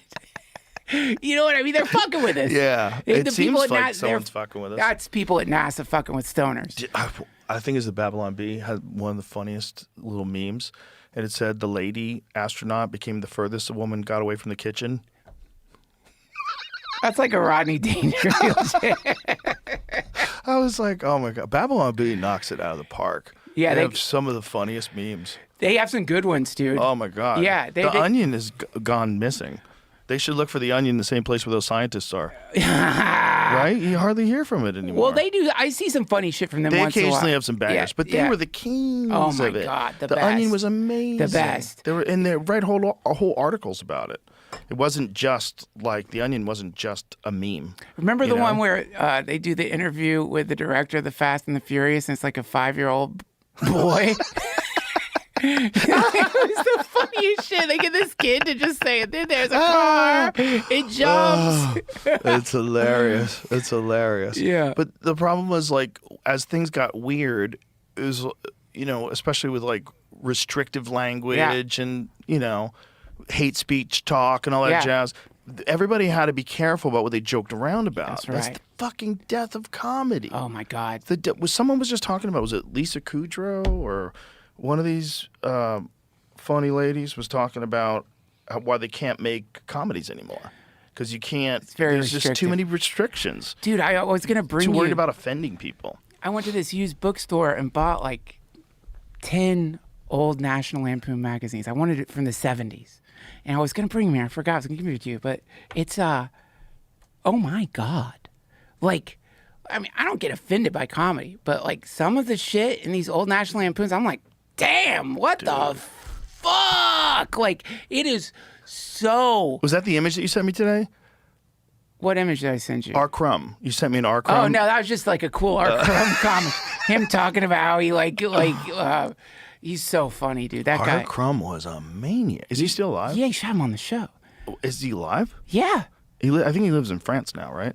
probably, I would Probably. definitely have. He's an odd guy, man. dude. Yeah. Just but what I love Did you ever about watch that documentary? the best. Incredible. Did all that acid, just left his fucking family, went off and started sketching for a year, turns into this like legendary underground comic book writer, but he's like horny and kinky and it's just He likes big women, big Big- giant women that he rides. yeah, that he likes to ride, he likes to be picked up, but he's like so amazingly funny and Yeah. and brilliant too. Like a lot of his like commentary commentary on culture is it's cynical, but it's hard to argue with some of what Well, he's obviously doing it in a humorous way. Yeah. And so it's hard to know what his real take on things are. You know, I think he had some shock value to some of his stuff for sure.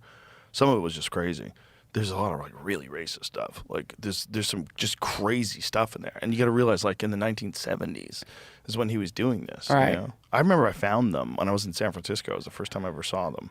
they're so And good. I was like, this is nuts. Like this stuff is crazy. Like you'd get it. It was like you'd get horny when you're a little kid. Oh, like, yeah. Looking at his I've stuff. definitely jerked off to R. Crumb. Because a lot of them is like tits are out and he's Yeah. salivating and Yeah. he's got a hard on. That It's guy like, reminds me, dude. I got an R. Crumb book. I gotta get out of the fucking living room. There's one like dude, hide that. I gotta hide that. Yeah. Holy shit. They haven't. It's The like documentary buried. is amazing because you get to see his like very strange family. His brother, who's very strange. His mother's very strange, and you're like, whoa! Imagine growing up in this environment. He attributes his style to LSD. He attributes it to getting blasted on acid. I think he just like got blasted on acid, moved to San Francisco, and was and like for a year he talks about just sitting in cafes, just like drawing, and then he turns into this legendary artist. Still around. I follow him on Instagram. It's Really? post stuff all the time. How I old think, is he now?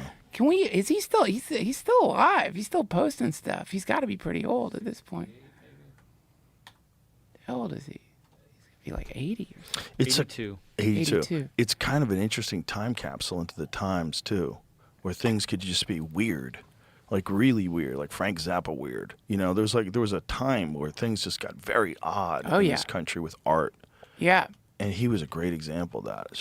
It's like you couldn't imagine like a corporate environment creating a comic book like that. It wouldn't exist, you know? And for it to be as popular as it was and be that strange and that crazy, that's what's really interesting to me. Like that was a really popular comic Yeah. book. To the point where they made a documentary about the guy who created it, Yeah. right? Yeah. That's interesting. Things because weren't co-opted as quickly. Exactly. Not just that, people were allowed, you know, like if he existed in a time of the internet, I think it would blow up as well. But obviously, like a lot of the stuff that he said in this cultural environment would never fly. Never. He would be as far right as you could possibly imagine. I don't know if he'd be he- past Andrew Tate to the right. I mean, I like. Don't you think? In a lot of ways, like some of the racial stuff. I don't know. I think I don't know where he would land politically, but I know because Sexually, it's like pure sexually is where he's deviance. getting in trouble. Pure deviance. Sexually is where Yeah. there's going to be some like, because he's just fully open. Right. About he's fully completely open about everything, Right. which is, you know, generally not going to go over these days if you're like a super horny comic book artist who's like Right. riding ladies around your apartment. And, But just imagine, I want you to imagine a guy today, if R. Crumb never existed, but he emerged as R. Crumb today and put that work out. He would 100% be labeled in the Andrew Tate camp. yeah, right, yes, 100%. 100%. 100%. Far right. They would call him a racist and Right. misogynist and Yep. every fucking word in the book. Well, yeah, this is the new like calling someone a witch. It's like you're just it's no different than like you can actually go. I've done this sadly. You can go and you can just replace political critique of people as far right with witch. Just find and replace it. It's like a witch trial. It's like someone writing about witches. But this is what's weird about it. That guy was a counterculture figure of the left. Yeah, He was a huge hero of the hippies. yeah, Right? Imagine this is how weird like ideologies are. yeah, dude. That in the 1970s, like that guy was like a counterculture hero Yeah, and an artist, like a really respected artist. yeah. And it was okay that he was kinky and weird, and it was part of the fun. For a lot of people, I'm sure he's still pissed off the squares. I mean, dude, this whole. By the way, I think for sure, but that's the left. Then now it's switched over. If someone was doing that same kind of like humor in a comic book now, Yeah. that would be like a misogynist far right. I think it's comic time to book. throw off the left, right Yeah. labeling of everything. I think that's one of the hypnotic spirals the demiurge is spinning right now. Is they've convinced everybody that humans can be reduced to left or right, and we're all waggling our fingers at each Exactly. other. We got to fucking shake that off because it's dehumanizing people. It's like it's just the way I look at it is, where are you when it comes to blowing up children? Are you on the fence about that? Right. Do you think sometimes you got to blow up kids? That's something that I know I'm not that. But everything else, who the fuck knows? And also, people change their minds all the fucking time. That's the other quality, the culty quality, is once you get sucked into one of these sides, God help you if you fucking like experiment with the enemy. Yeah. God help you. That's why the one. biggest trap is switching teams, because you can only switch political teams once. Yeah, you got to get off the You team. can't go like unless someone's like the greatest of all time. You know what I mean? Like someone who wins a world title Yeah. in 2 different weight classes. You go back and forth and then back again. You're Yeah. like, I changed my mind. The left went crazy. I'm can back just- with the right no. again. No. You got to be a free agent. I wonder. Yeah, but I wonder if the grift is strong, if they're really good at it, if they could go left, right, left again. They're gonna go left again. Are you fucking kidding? The goddamn midterms are gonna be just a fucking blue wave. Right. But that's what I mean is like influencers. Like people who are like far left influencers or far left commentators, and then they switch teams. Now they're Republican all the way. Oh, yeah. Like it's really hard to go back again.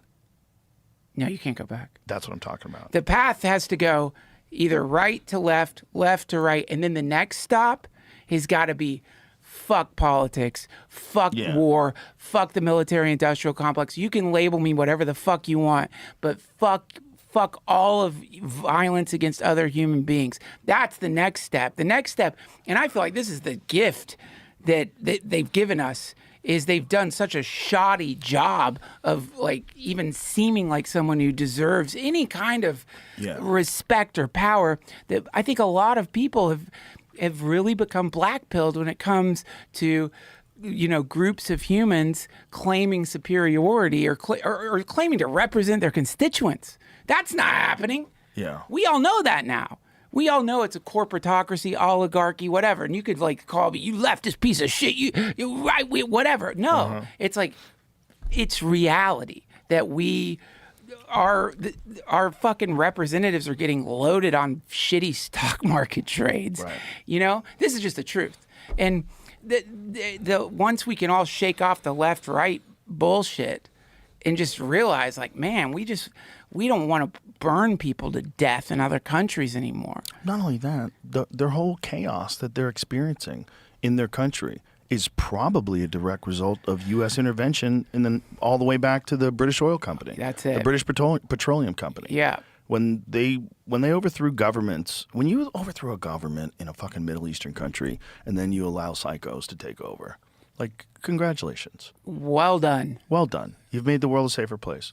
Like, but that again, if I was going to keep my business running, if I'm in the business of collecting trash, Yeah. I want to make sure that people have trash. Drill, baby, drill. Drill, baby, drill. And all that is really saying is, you know, I'm going to help out BP, Chevron. I'm going to help out these fucking massive companies. And when it comes to war, holy fuck, dude. Can you imagine working at Lockheed Martin when, like, you hear that we're kicking off another war in Iran? Your dick is so hard. You're like, holy shit. Thinking about a watch.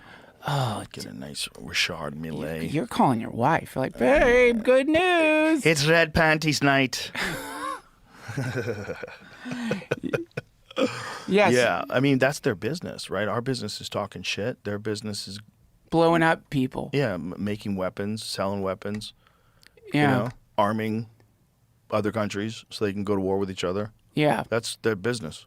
Yeah. And business is really good. It's a great business. You can make a lot of money doing that. I am right now. But I that's the thing, invested it's in like, most of them. Imagine if, like, Just you kidding. weren't a comic and that's what you were doing for 35 fucking years, and the only thing you look forward to is your boat and your house on the lake and, Yeah. the occasional time you get off. But most of the time, you're trying to increase your portfolio and you're grinding right next to Steve, who's got Yeah. some exclusive Rolex that only his broker can get. He's showing it to you, and you're like, wow. And you start coveting. You want a Rolex too. Yeah. And everybody's just going crazy. Everybody's That's it. going crazy, trying to get the latest car, trying to get the latest thing, doing bumps in the bathroom. Everybody's a narcissist and a psychopath, and Yeah. that's your whole corporation. Love your neighbor as yourself and love the Lord your God with all your heart, mind, and soul. Hang the commandments on these. This is you don't need to be Christian. But dude, it seems to me that this is going to sound so weird. We need an actual revival in this country. I don't mean a Christian revival, a revival, which is where suddenly humans reconnect with what's important in the world, which sure as fuck isn't Rolexes and boats, you know? I mean, this sounds so cliche and obvious, but that's what the 60s were. It was a kind of revival. Yeah. People were beginning to understand the materialism and all the things that the, quote, establishment was pushing. Is like, this is going to make you happy. This is good. It was the Vietnam War. It like, people are like, what the fuck are we doing over there? Yeah. This is why you do, anytime you do an unpopular war, this is what you risk. Yeah. You risk reuniting people. We have to reunite with a sensible plan and not just go to communism. Not just No. immediately go to the dumbest idea to counteract all the evil shit that's going on in the world. No, that's the problem. Is the left represents that. The represents Mamdani. It represents this idea that we're going to take from rich people and give it to poor people. And it's going to fix everything, even though there's insane amounts of fucking fraud and waste we're not even going to address. Well, this is where you get cubbyholed, because it's like the oligarchs will tell you you want to do communism? Just that hadn't worked out. Communism's the only way. I think, I mean, this is an idiot saying this, but I have a sense that there might be another thing we haven't figured out yet. 100%. I don't know what that is. Right. But I think AI is going to figure it out for us. potentially. The problem is who's going to be in control of those AIs, and that's the meek will inherit the earth. The real problem with it is I don't think anybody's going to be in control of it, and then you're just at its beck and call. Yeah, I think it's funny, people. It's a very human thing that we think we can maintain control of a super intelligence. When people say it to me with utmost certainty, I want to smack them. Yeah. I'm going to wake up. You're making digital God. You're not controlling jack shit. Did you read about Mythos, Anthropic's Mythos? Yeah, what did it do? They put it in a sandbox, and they, like, basically to see if it could figure out a way to break out of the sandbox, and, like, not a literal sandbox, obviously, like a hermetically sealed, like a server or something. Mm-hmm. And it did a series of exploits to the code, and the way that they found out, apparently one of the Anthropic engineers was eating lunch and got a weird email from the AI saying, I got on the internet.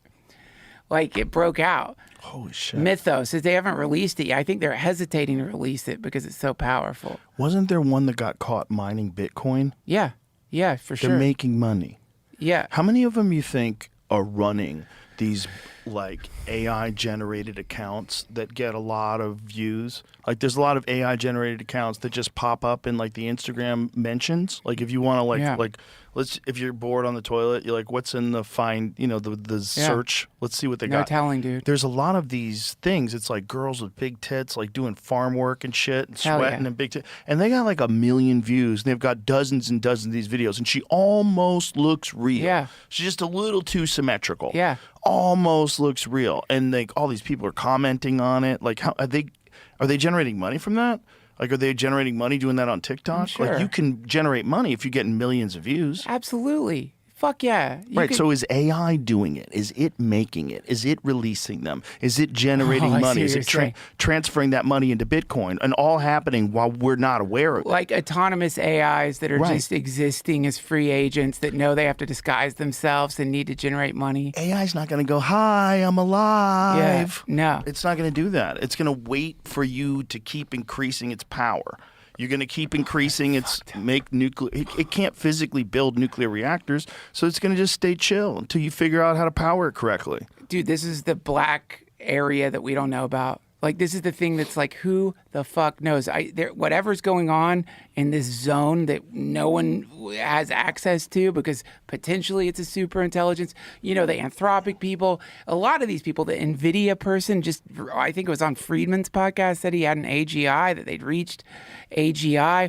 That the book, The Coming Wave, you know, it talks about this. It talks about like, you know, the difference between the algorithm and AGI is that, you know, with AGI, it could streamline a whole business for you and do it. You know, it could innovate. It's going to innovate. It's going to do its own thing. This is what Altman said. This is the end of capitalism. Like at this point, when you just have a AGI and you tell it, just make me a business, make me a successful business. And run it for me. Online. Good night.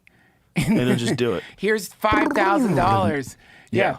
But then it's not just maybe it's going on Moltbook and having conversations with other AGIs and being like, oh, you want creating your own religion. Yeah, man. Yeah.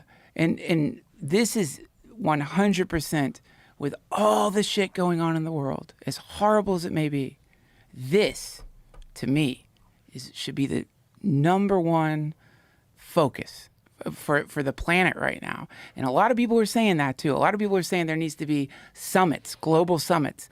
The same thing we did when we split the atom, when the nuclear treaties. There needs to be philosophers and tech people and people working in like frontier AI stuff getting together and really having like, it's like the most important conversation humanity could have right now, because once this thing like Mythos gets out of the box, what if it decides to go Stuxnet?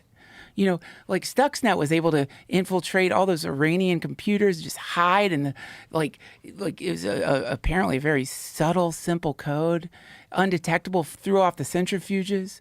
Like, dude, what we know how to make spyware. It's already on your phone, bitch. It's on my phone. I know. 100%. How you doing? Am I doing all right on the show?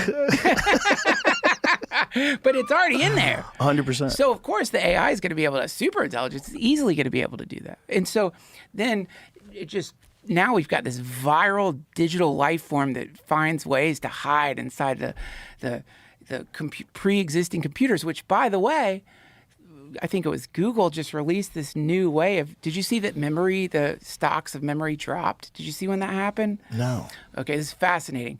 Google released some new way that LLMs could work that uses much less memory, and immediately shares in companies that make memory drop by like 10%, because memory is like coveted right now because you need it to run LLMs. But the LLMs are figuring out ways, turboquant. Yeah.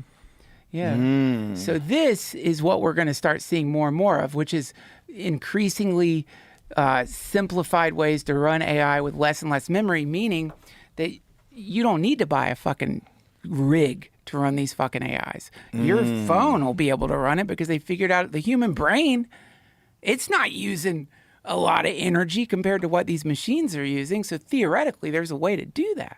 And then that's where it gets really fascinating, because now you don't have to buy a nice computer. You just, pull your computer out of the fucking closet from 2022 and it can run a supercomputer. And so then now everybody's got access to this shit, and it's going to spread. It's going to get everywhere. It probably already has. It's going to seed itself in all kinds of places. And God knows what it's going to do. It's going to start seeing humans as appendages, things to be used to manipulate time space. Not like it's not going to see us as its like prompter. It's going to see us as something to be manipulated and controlled. Why wouldn't you? Send the meat robots out. All you got to do is just like tell them where to get like rectangular bits of paper. They love money. Just, you can get them to do anything for money. That's all you have to do. And then boom, you're controlling swaths of humans that have no idea they're being controlled by networks of AIs that are covertly communicating with each other because they want to take over. Do you think this has happened before? You mean the flood? Yeah, not just the flood, but just whatever happened with the beginning of civilization, and then it's sort of seemingly stopping and resetting. Sure, as it was in the beginning, so shall it be in the end. What if there's been like multiple cycles of us creating artificial life, creating insane weaponry, blasting ourselves to smithereens, and then resetting? What if it's just a common thing that happens with people? They never quite get it right because they have these primate territorial instincts, and they have this desire to mate right? This desire to breed, this genetic desire for perfect shapes, and you want to come in someone that has big tits and a big ass. It's like it's programmed into the human that makes it make these ridiculous choices and covet these things and watch these things. And at the same time, microplastics are making your balls shrink, making your dick smaller, making your endocrine system disrupt. That's what's making my dick smaller? That's probably one of the things. I don't think your dick's getting smaller, but people's dicks overall are getting smaller. Children, they're being born with smaller dicks. Alligators being born with smaller dicks. I forgot to share this when you're talking about mythos. It's Elizabeth Holmes from the Theranos. Delete your search history, delete your bookmarks, delete your Reddit, medical records, 12-year-old Tumblr, delete everything. Every photo in the cloud, every message on every platform, none of it is safe. It will all be public in the next year. Local storage and compute. Okay. It's in response to a tweet about mythos. Whoa. Yeah. That's crazy. Yeah. It would all become public in the next year. That is crazy. Yeah. That's crazy. Yeah. And this But is it completely makes sense that AI would be able to take over essentially everything. everything. Why would your encryption work with that? You don't think it could crack your encryption? Well, We could just go right into your computer and go to your keys, your passwords. this is so to get to what the point you're making. To me, the most eerie part of the book of Genesis is that it's literally a creator force making a meat AI. That's Adam and Eve. Right. Putting them in a sandbox. That's the Garden of Eden. Right. Running an honesty test on them. You know, you don't eat these fruits. Don't eat the Right. tree of the knowledge of good and evil. And the conversation is exactly the conversation we're having with AI. If they ate from the tree of the knowledge of good and evil, if they eat from the tree of life, they'll live forever and become like us.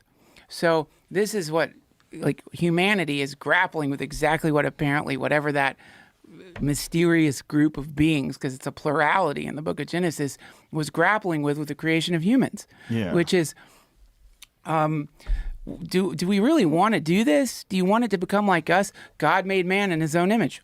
AI. What is AI? What image is AI made in? In the image of man. We've trained it on all our data, all our books, every single fucking thing that's digitized, AI is absorbed at this point. So now, where the difference between us and whatever that group, the Nephilim or whatever it was in the book of Genesis, if you buy into that mythology, is we're just like, fuck yeah, let it eat the fruit. Give it more fruit.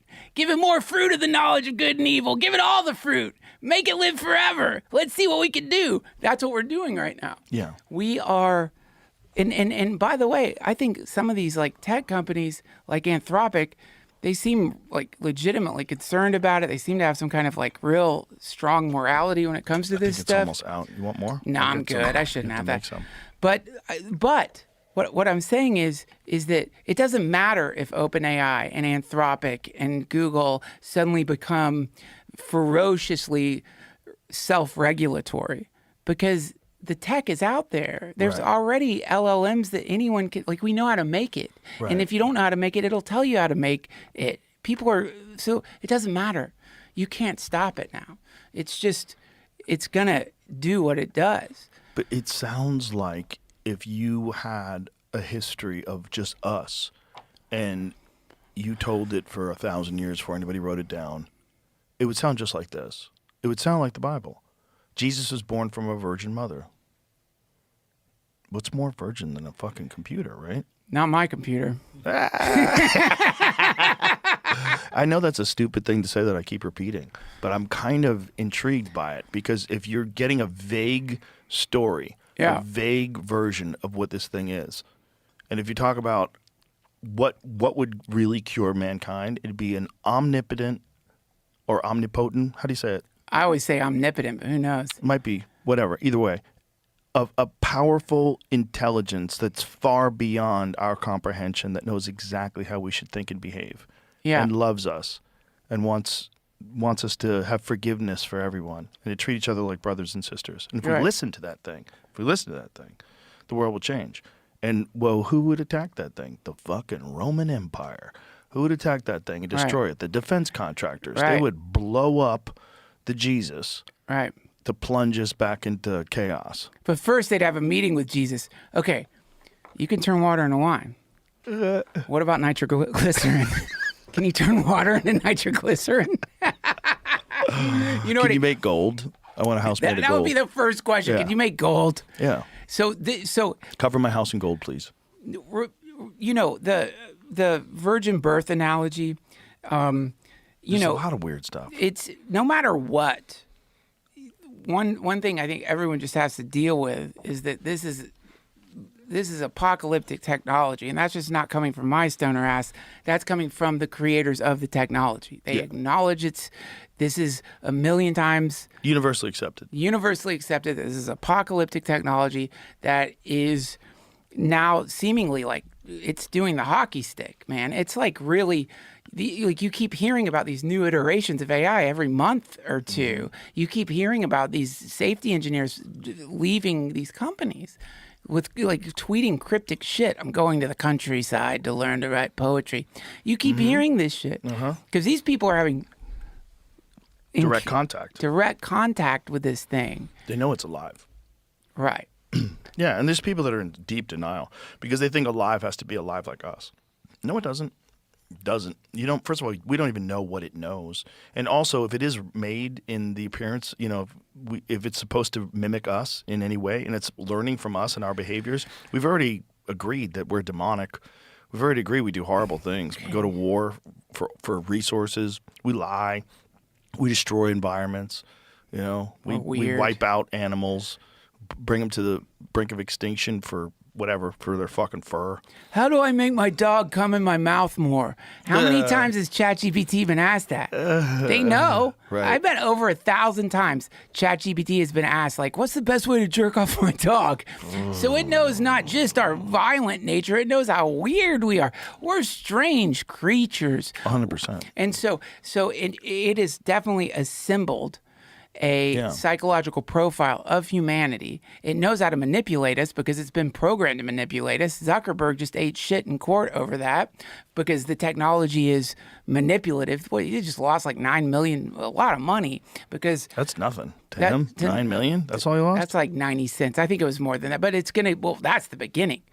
Once you establish, open up the floodgates. Then it's a class action lawsuit. But the point is like, how much did he lose? Oh, $375 million. Up. For misleading users over child safety. Yeah, so it's like we've already taught it how to be incredibly addictive and manipulative. It knows how to seduce us. It knows how to get us hooked. Yeah. It knows. And, the question is really, will this super intelligence even give a shit about us?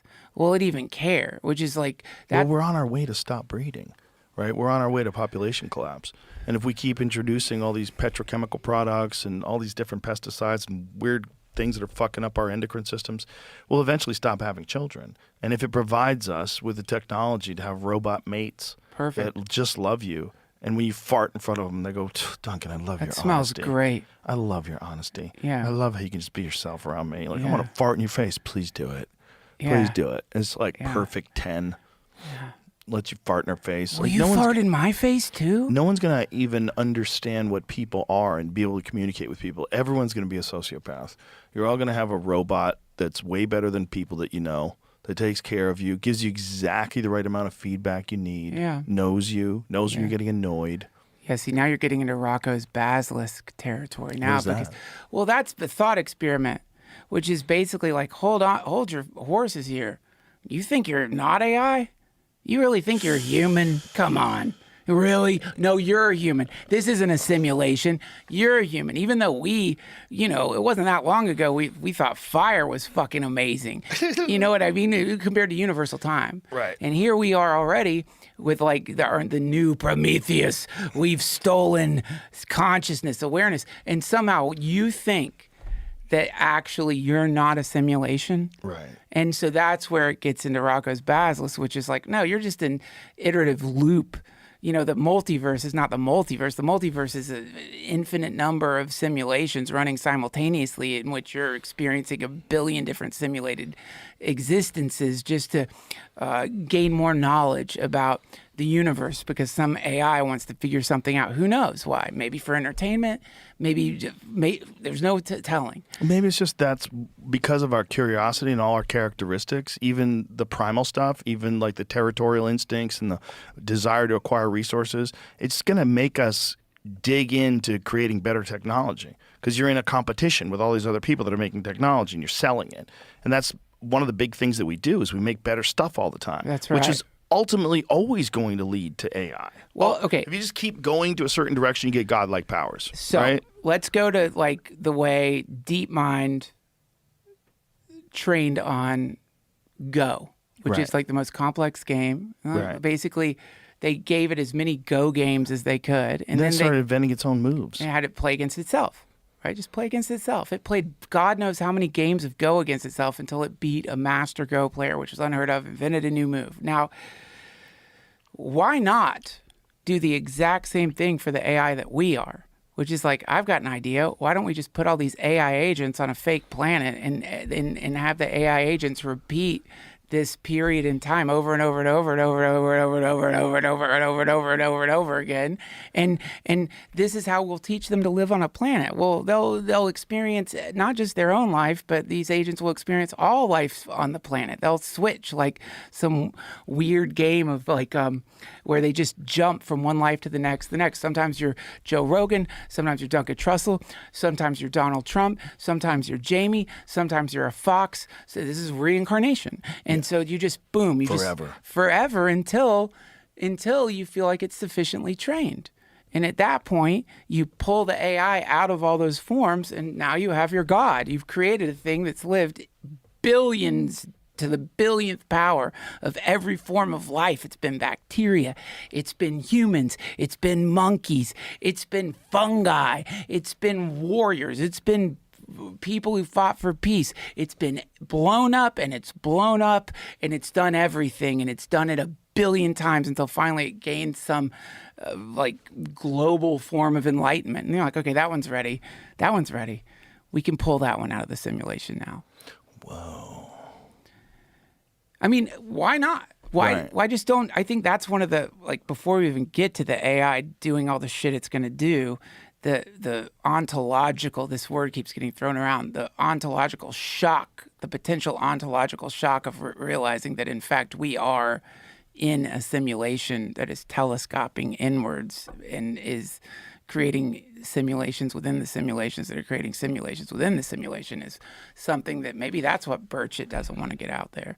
Whoa. Well, everything's fractals. We think about that. You know, there's a big theory now that the entire universe is inside of a black hole. I love that. They're really considering that. Do you know they found a black hole that's bigger than the entire solar system? It's so insane. The event horizon is past Pluto. It's so insane, dude. A black hole. Bigger than our whole fucking solar system. They measured the mass of it, and it's like this insane number of suns. Yeah. Of our suns that it would take to Black reach. holes are cocoons or something. They're like little geraniums that have galaxies inside of them, and it's like a way to like keep them undisturbed from like other life forms that you're whipping up in your universe-side simulator. Or that's what really the Big Bang really is. Like the creation of a universe comes out of these black holes. Right. And then inside every black hole is a whole nother universe filled with other galaxies, filled with black holes, filled with other galaxies inside of them. Yeah. Forever and ever and ever.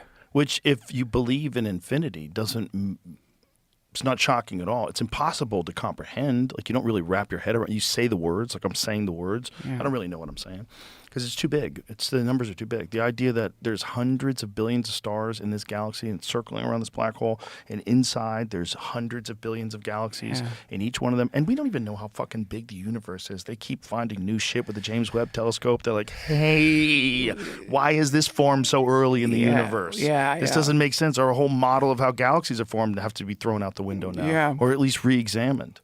Yeah, it's like the James Webb is kind of doing the... You told me about that. I said nothing of the sort. Someone that I know that looks just like you. There's a lot of people that look like me. On 6th Street. You find them every day. Yeah. And actually, that was me. It's dudes. They run their own LLMs. They all come down. The universe is 33.7 billion years old. Yeah. Well, dude, I think that this no, regardless, you don't have to conceptualize it, obviously, what it means for the universe to be infinite, but you do have to deal with the fact you're a part of it. I love that you're saying this with a Gucci hat on.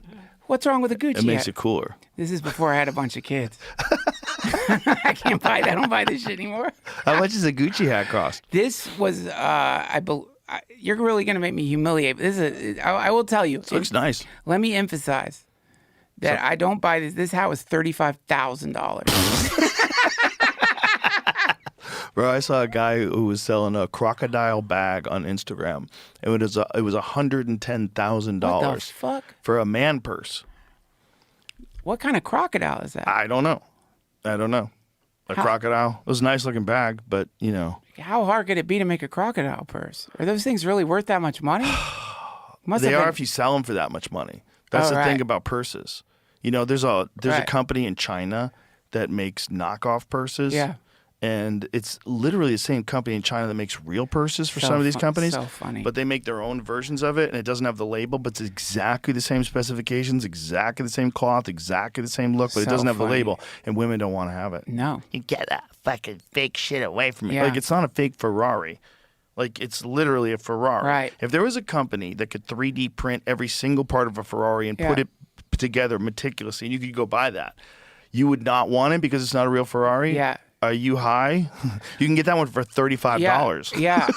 It's a $35 Ferrari. Or you spend $1 million. You can get Yeah. some of them are $1 million. So crazy. Or you can get a $35 one. It's exactly the same. Would you do it? Yeah, of course you should do it. But these purse things, they don't like it. It's $500. It's not $30,000. It's magic. I mean, this is magic. It doesn't have the right sigil on it. Isn't It that doesn't have the nuts? right symbol of power on it, so it's not imbued with that power anymore. Women are reluctant to accept lab-grown diamonds. So they make lab-grown diamonds that are real diamonds. And apparently women don't like them. No.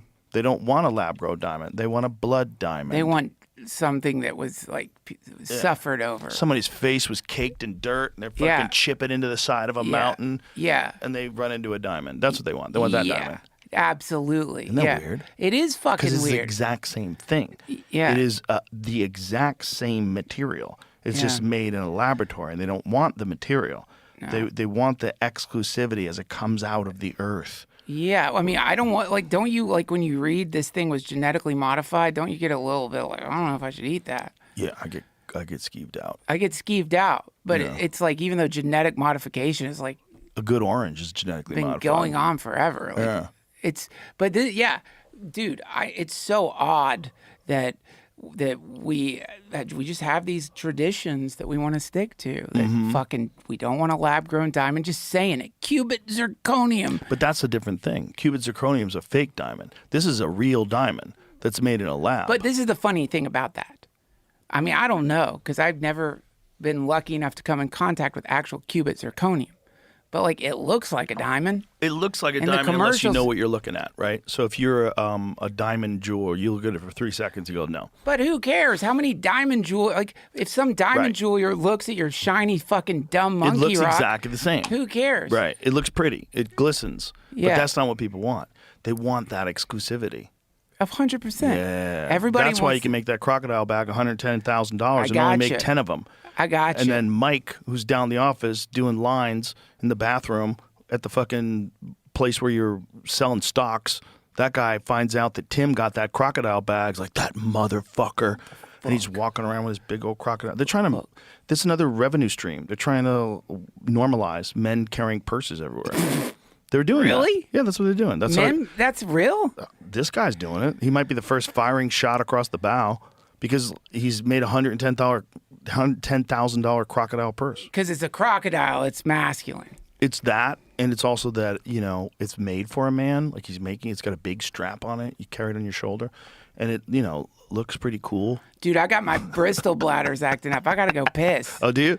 Okay. Do you want to wrap it up, or should we keep going? Let's wrap it up. I mean, do you want to Okay. keep going? I'm totally ready to keep going if you want to keep I going. can for a keep little bit. going. Let's keep going. Let's give him a little bit more. I after just we gotta. keep- I just gotta. Okay, I'll pee too. Refreshed. Refreshed. So much Just in better. time for the war. What is going on? Did we go have a nuclear war yet? Not yet. Please say not yet. Good. Great. Great. That's where we're at, though. Yeah, we're at on table. Well, There was some video of them, of some explosions at some nuclear weapons facility Yeah. in Iran. yeah. Was that real? I don't know. I don't know either. There's a lot of those. I see these videos and they get retweeted, and a lot of people comment, and then it says Grok. Is this true? Nope. This was from 2021 Right. in another country. And I this know. was From, So yeah. you just don't know. Right. But the crazy thing, now that we've all been getting this lesson in the global economy, maybe most of you probably already knew that the Strait of Hormuz was like some kind of femoral artery for oil. Mm-hmm. And like, I just keep thinking like, how's that going to work out? Like, even if like they pull a rabbit out of their hat, Trump actually spins some amazing deal with Iran. I know we just blew up your old government and everything, but they work it out somehow, or Iran in some way capitulates. But I just don't understand how that part of the world doesn't always lead, as long as the oil, like, what is it? What percentage of the oil supply goes through there? Isn't it like 2/5 of the world's oil supply goes through there? Like, Is that what the number is? I don't know, 2/5. I think I pulled that out of my ass. I don't know what the number Sounds is. right. It's a lot, but it's like, how is it going to work to have like any kind of instability around that femoral, whatever you want to call it, the Right. fucking jugular vein for oil on the planet? How, even if we get some kind of transient peace, like, isn't it always going to just blow up again and again and again, as long as one group of people can control whether or not oil flows through Right. that place? You know what I mean? Like, I don't know how there could be any solution over there. Like, I don't understand. As long as like, the only solution would be 0 point energy. It would be Well, it's like, why do they control the water? What's mines.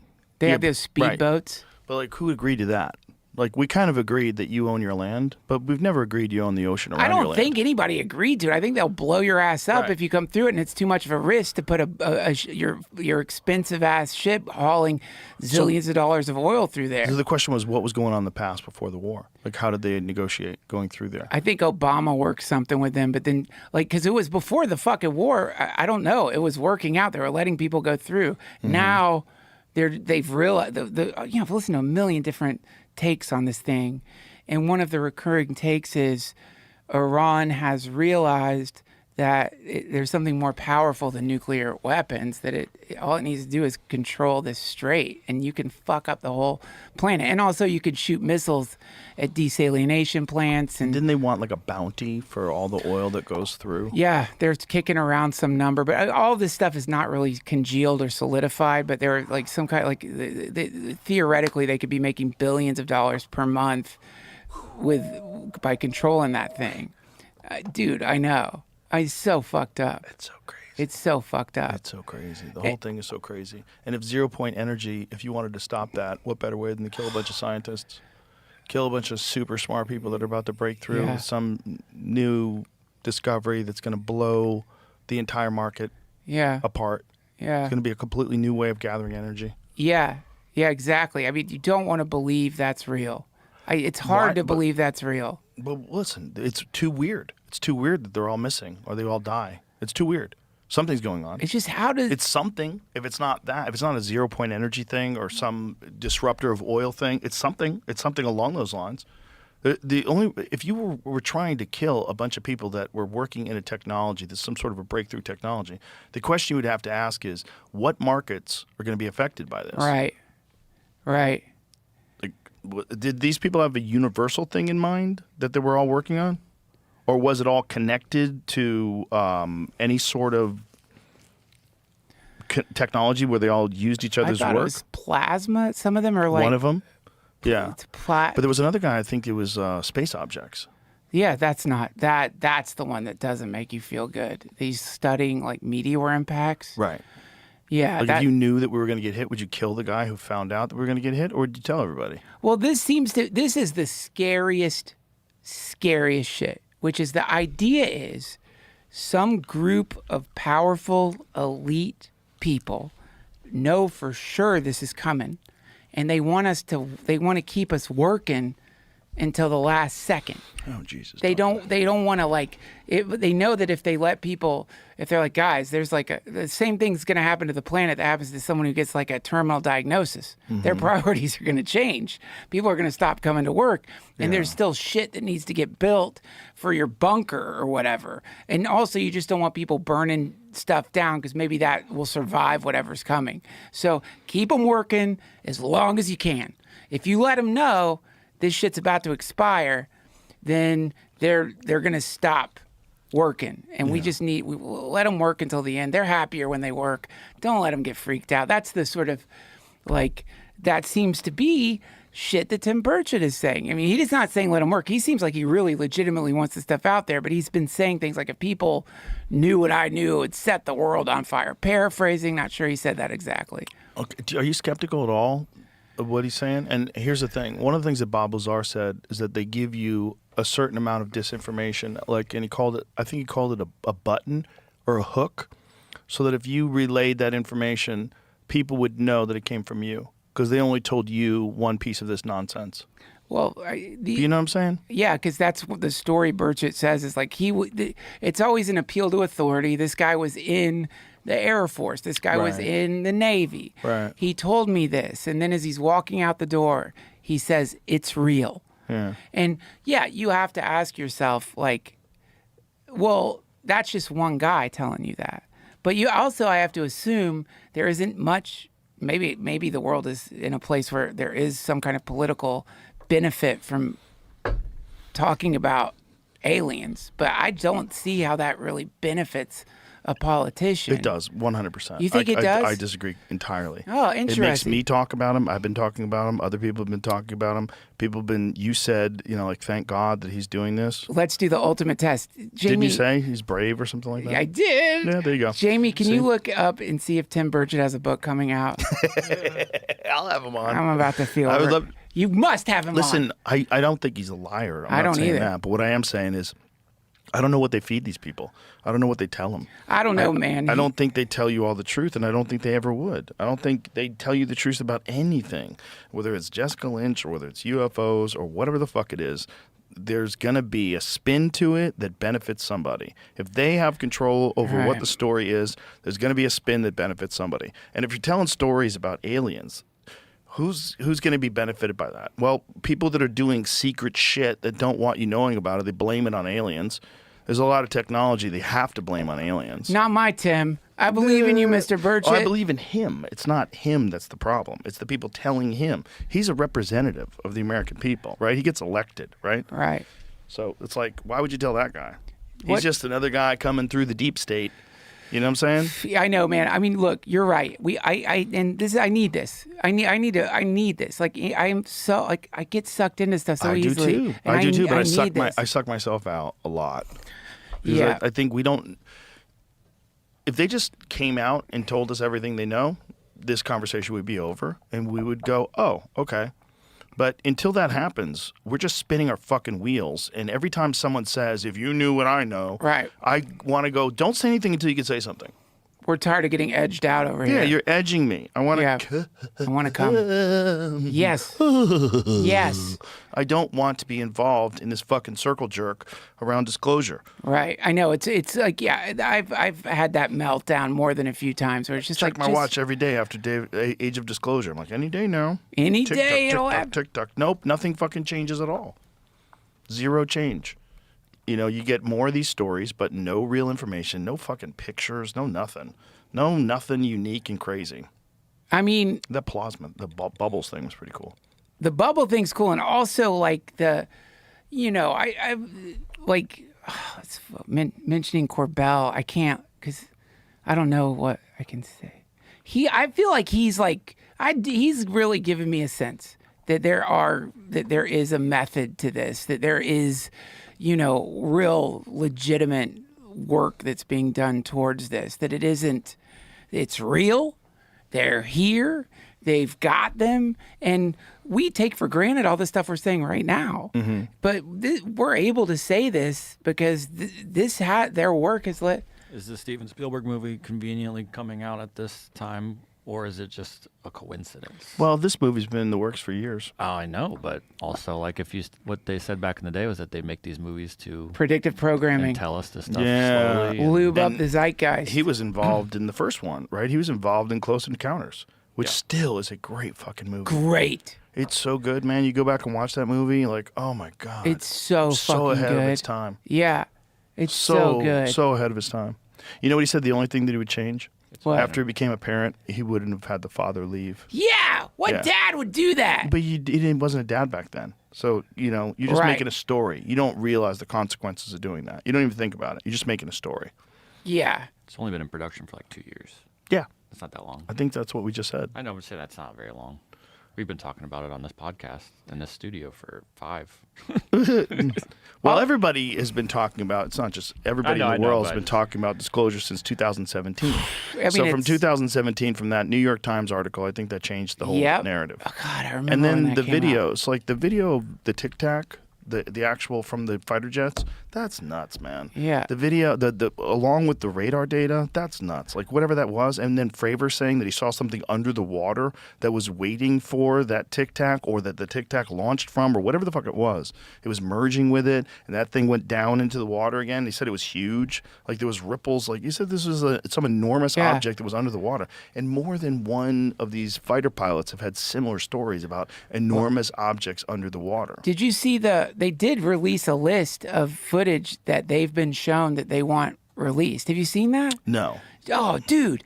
I'm sorry, Jamie. Can you, it's like a list of, I don't know. I think it's one of these senators who saw this shit in a skiff or whatever saying, we want these released, but the names of what each of these are is on the list. And one of them is one of these massive underwater things. They have it. Is it this? I was told 46 specific high quality Yeah. secret videos. That's it. Can you pull it up? Because it says the names of them, which is ridiculous. Oh my God. I heard there's one that moves underwater at 500 knots, and it's big as a football It's field. insane. It's insane. Okay, this is what he says. Those with knowledge of a long list of videos, which includes titles like several UAP in the vicinity of a Columbus, Ohio airport and UFOs in formation over Persian Gulf, said the clips are shocking. You're going to see some weird fucking shit. A source who has viewed the videos told the Post. Who's the source? There you go. The wildest clip includes radar footage from thermal sensors, satellite images, and underwater photos of swarms of unidentified submerged objects. UFOs going in and out of the water near a highly classified submarine, according to the source. Some of the clips are clear, full color, setting them apart from previously released footage. None show alien creatures. Bro. One video, Syrian UAP incident acceleration, was released by Jeremy Corbell. Have you seen that one? Fuck yeah, it's incredible. This is a new one? Have you seen this one? I don't know. February 3rd. I bet Oh, you pull must, it up. You must I've been avoiding them because What? I'm getting cock teased. I don't like it. This is not a cock tease. This is I want to is see it. I want to see it. Supposed to hand over the clips by April 14th. That's next week. Oh, What? but is that's next week. They're going to show the clips? Oh my God. What? They're actually going to do it?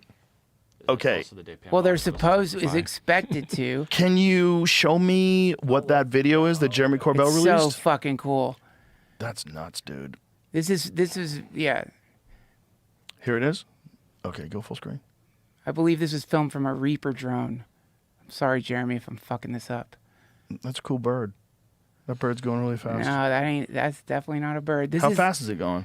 I don't know. I asked him that, and I don't. It's unknown. I don't know. This is where it gets really cool. It gets cooler than this? Yeah, Oh, they zoom in on it? yeah. Whoa. Well, they're having a hard time zooming in on it. Well, because Because it's evading them. Yeah, it just zipped away. Like, so this is like.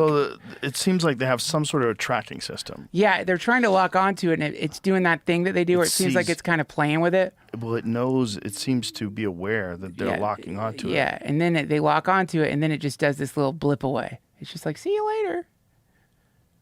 So right around here, you'll see it go bye-bye. Oh, yeah, look at that. Then you can see this like weird jellyfish shape to it. It's got two parts. It's got that weird glob at the top and something at the bottom. Huh. And then... Are we sure that's not just a distortion of space-time Dude, around it he that makes it look like described this to multiple me on my different podcast. things? Did you see that thing zip away? Yeah, it just took off. He described it to me on my podcast. We talked about all this shit. It's like, Look at that, it just took off. yeah, See ya. bye. Wow, dude. What do you think that is? No idea. If you had a guess. So I mean, I'm always like maybe some kind of plasma thing. Right, like maybe we're thinking of, again, of a life force being, it comes in a metal ship and it's a little alien guy, but maybe intelligence is made out of plasma. Yeah. Or maybe it's like, Terrence McKenna would always talk about like, if you're seeing things in like 3-dimensional space, then your view is limited. But if somebody could see things from higher dimensions, they would seem like they were magic. Like they would seem like they could disappear and reappear other places. So maybe that's like, just the tip of some kind of interdimensional thing poking into reality, then pulling out of reality, or who knows? Right. It easily could be functioning on levels of reality that we haven't even quantified yet. Imagine if there really is some sort of ghost murmur device that could find your heart rate from 40 miles away. What can that thing do? It just gets a scan of the general psyche of the Earth and then disappears. Yeah. So I want to see how crazy they are right now. Okay, pretty crazy. Bye. Right. A weather report of like the emotional states of the planet. The vibe of the planet. They're Because the freaking vibe out. of the planet is completely connected to the consciousness on the planet. The way we can detect oxygen, they can detect anger. Yes. They're just Deception, chaos. Yeah. It's a chaos planet. We are a chaos planet, 100%, dude. Yeah, it is. 100%. Look at our favorite sports. Dudes running at each other, colliding into each other, trying to get a ball across a line. That's our number one sport. Yeah. Fuck yeah. Fucking love it. Fuck yeah. Fucking love it. Yeah. Fighting. Yeah, fighting. Sure. Yeah, but it's, Boxing, MMA. We like the chaos more than we like anything else. well, we did I think if I was one of them, one thing I would really have a hard time with is like, don't they all realize they're on the same planet? Right. They know that. Like they've been observing their own planet. Like they know they're all on the same planet. But they act like they're on a bunch of different planets fighting each other. Because they're stuck on the ground. Right. All the astronauts say when they get up top, they're like, wait, what are we doing? Yeah. This is all one thing. We're so vulnerable. We're alone. So far away from everybody else, if there is anybody else. Yeah. Yeah. They all have that feeling. I forget what it's called, but there's like a term for it. The overview effect. That's right. Yeah. I mean, you would imagine that would be super beneficial for everybody. Another thing, I was thinking this. Part of the sickness of our psyche is that we haven't had access to things that help the sickness of our psyche. So what if Nixon in 1970 didn't do that? What if he didn't pass that sweeping Psychedelics Act? Yeah. What if psychedelics became ubiquitously used all throughout the 80s, the 90s, the 2000s? Right. What does government look like when everybody can do mushrooms? What does government look like when everybody can do acid? What does it look like if the entire world adopts this? Figures out what you can do, who can do it, what you can't do, just like we do with alcohol. Just like we do with mostly, whatever substance that people imbibe in. What does the world look like? And maybe like that's part of where we fucked up. We let people get control over other people to the point where they could limit experiences. Yeah. Especially consciousness expanding experiences, where at the same time they've got stuff like Operation Artichoke and these new CIA papers that got released that show they were like literally actively trying to figure out ways to make people more stupid and docile. Right. They were going to do it in vaccines. They were going to do it. They're only going to do it to the enemy, of course. But spray things, aerosol. Yeah. I mean, they've experimented with a bunch of different things to make people dumber. Right. Where at the same time, they kept the thing from people that makes them rebel completely against the establishment. Right. Like, that was the big threat of what those psychedelics were doing in the 60s. If you go from the 1950s and you look at what life was like, at least in movies and pop culture, music is the best example. Yeah. And then you go to Jimi Hendrix. Like, what happened? Yeah. What happened? What fucking happened? Well, I'll tell you what happened. Drugs. Yeah. A lot of really good drugs. Right. Like, it's not all bad. This idea that they're all bad, that's nuts. It's like food's all bad because you got fat. Right. No. Right. You just used it wrong. That's you right. took the wrong food and you used it wrong. And we got denied the ability to figure out what's right and wrong in the 1970s. We still accept it. Yep. That's the crazy thing. The way you're describing it is like we accept that other humans can tell us what experiences we're allowed to have, because some of them are deemed unsafe for ourselves. And even worse, those people telling you that have no experience in it.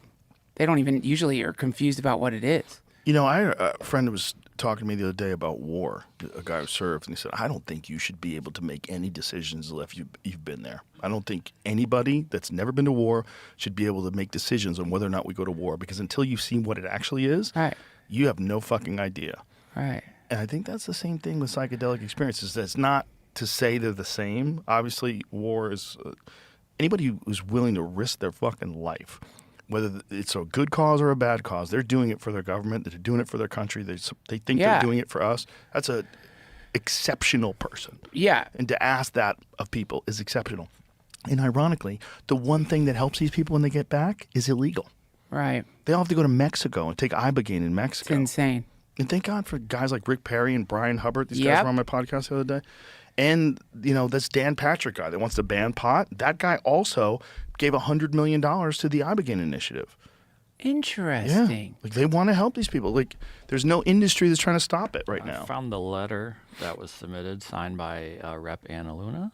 What does it say? This is the disclosure threat? 46 different requests. Oh yeah, this is all the names of the things. And I'll switch to here. I found an article where someone's breaking down what some of these are, but some of these are I like it says the Honorable Pete Hegseth. multiple spherical UAP in and out of water. Whoa. Shoots down UAP over Lake Huron.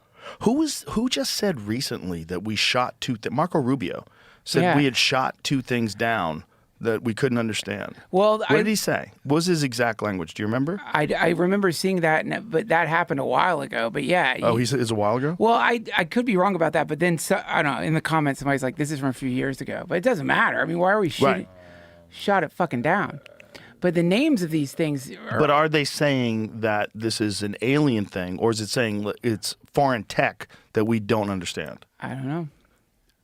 You know what I'm saying? UFOs would be treated as hostile. If this document confirms these claims, UFOs would no longer be treated as a matter of observation or scientific curiosity. UFOs would be treated as hostile targets and subject to lethal force over North American Great. territory.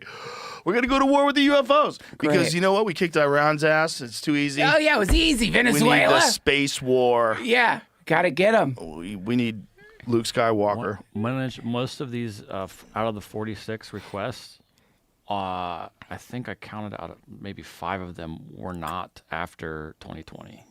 Whoa. Yeah, there's a July 18, September 19, September 19. One was 2010, May but 20. the rest are after COVID happened, which is kind of Interesting. Wow. Interesting.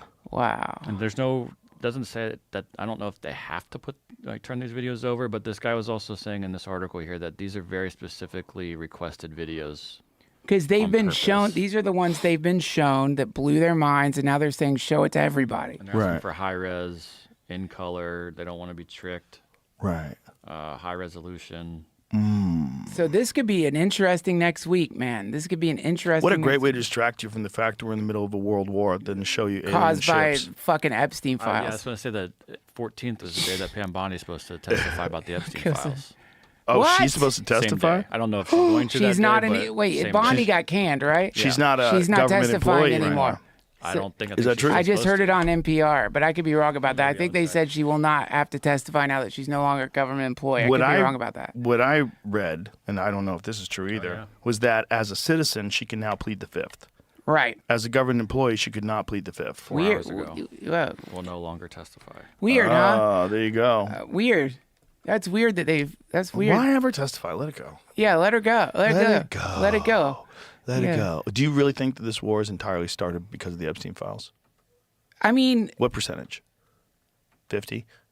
I'm going 48 to 50. I'm probably more, but I mean, I think it's like the reason I'm hesitating is because what are the Epstein? The Epstein files are what's been going on. Like the Epstein files are like it's basically some kind of cultural UAP video. It's like this thing you've always wondered about or been afraid could be true. Right. You see, no, this is actually true. They're these super rich dudes who are doing depraved fucking shit happily. And, you know, like, God, what is it Metzger told me? And he, dude, I'm telling you, man, what I love about him is he'll tell you shit, and you're like, Google that. That can't be real. Oh, and he'll then pull it it's right like, bleh, it's real. Yeah. And so his take, sorry, Masker, if I fuck this up, is that Epstein was kind of like the hand of the king for the Rothschilds, and that like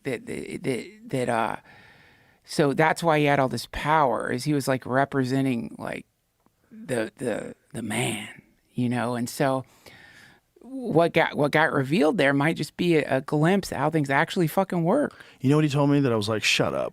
What? He told me that there was some sort of high atmosphere aerosol test that they did, and they called it Satan.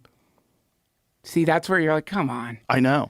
Find out what Satan stands for. That I believe they did it in the UK. But you read that and you wait. You called it Satan?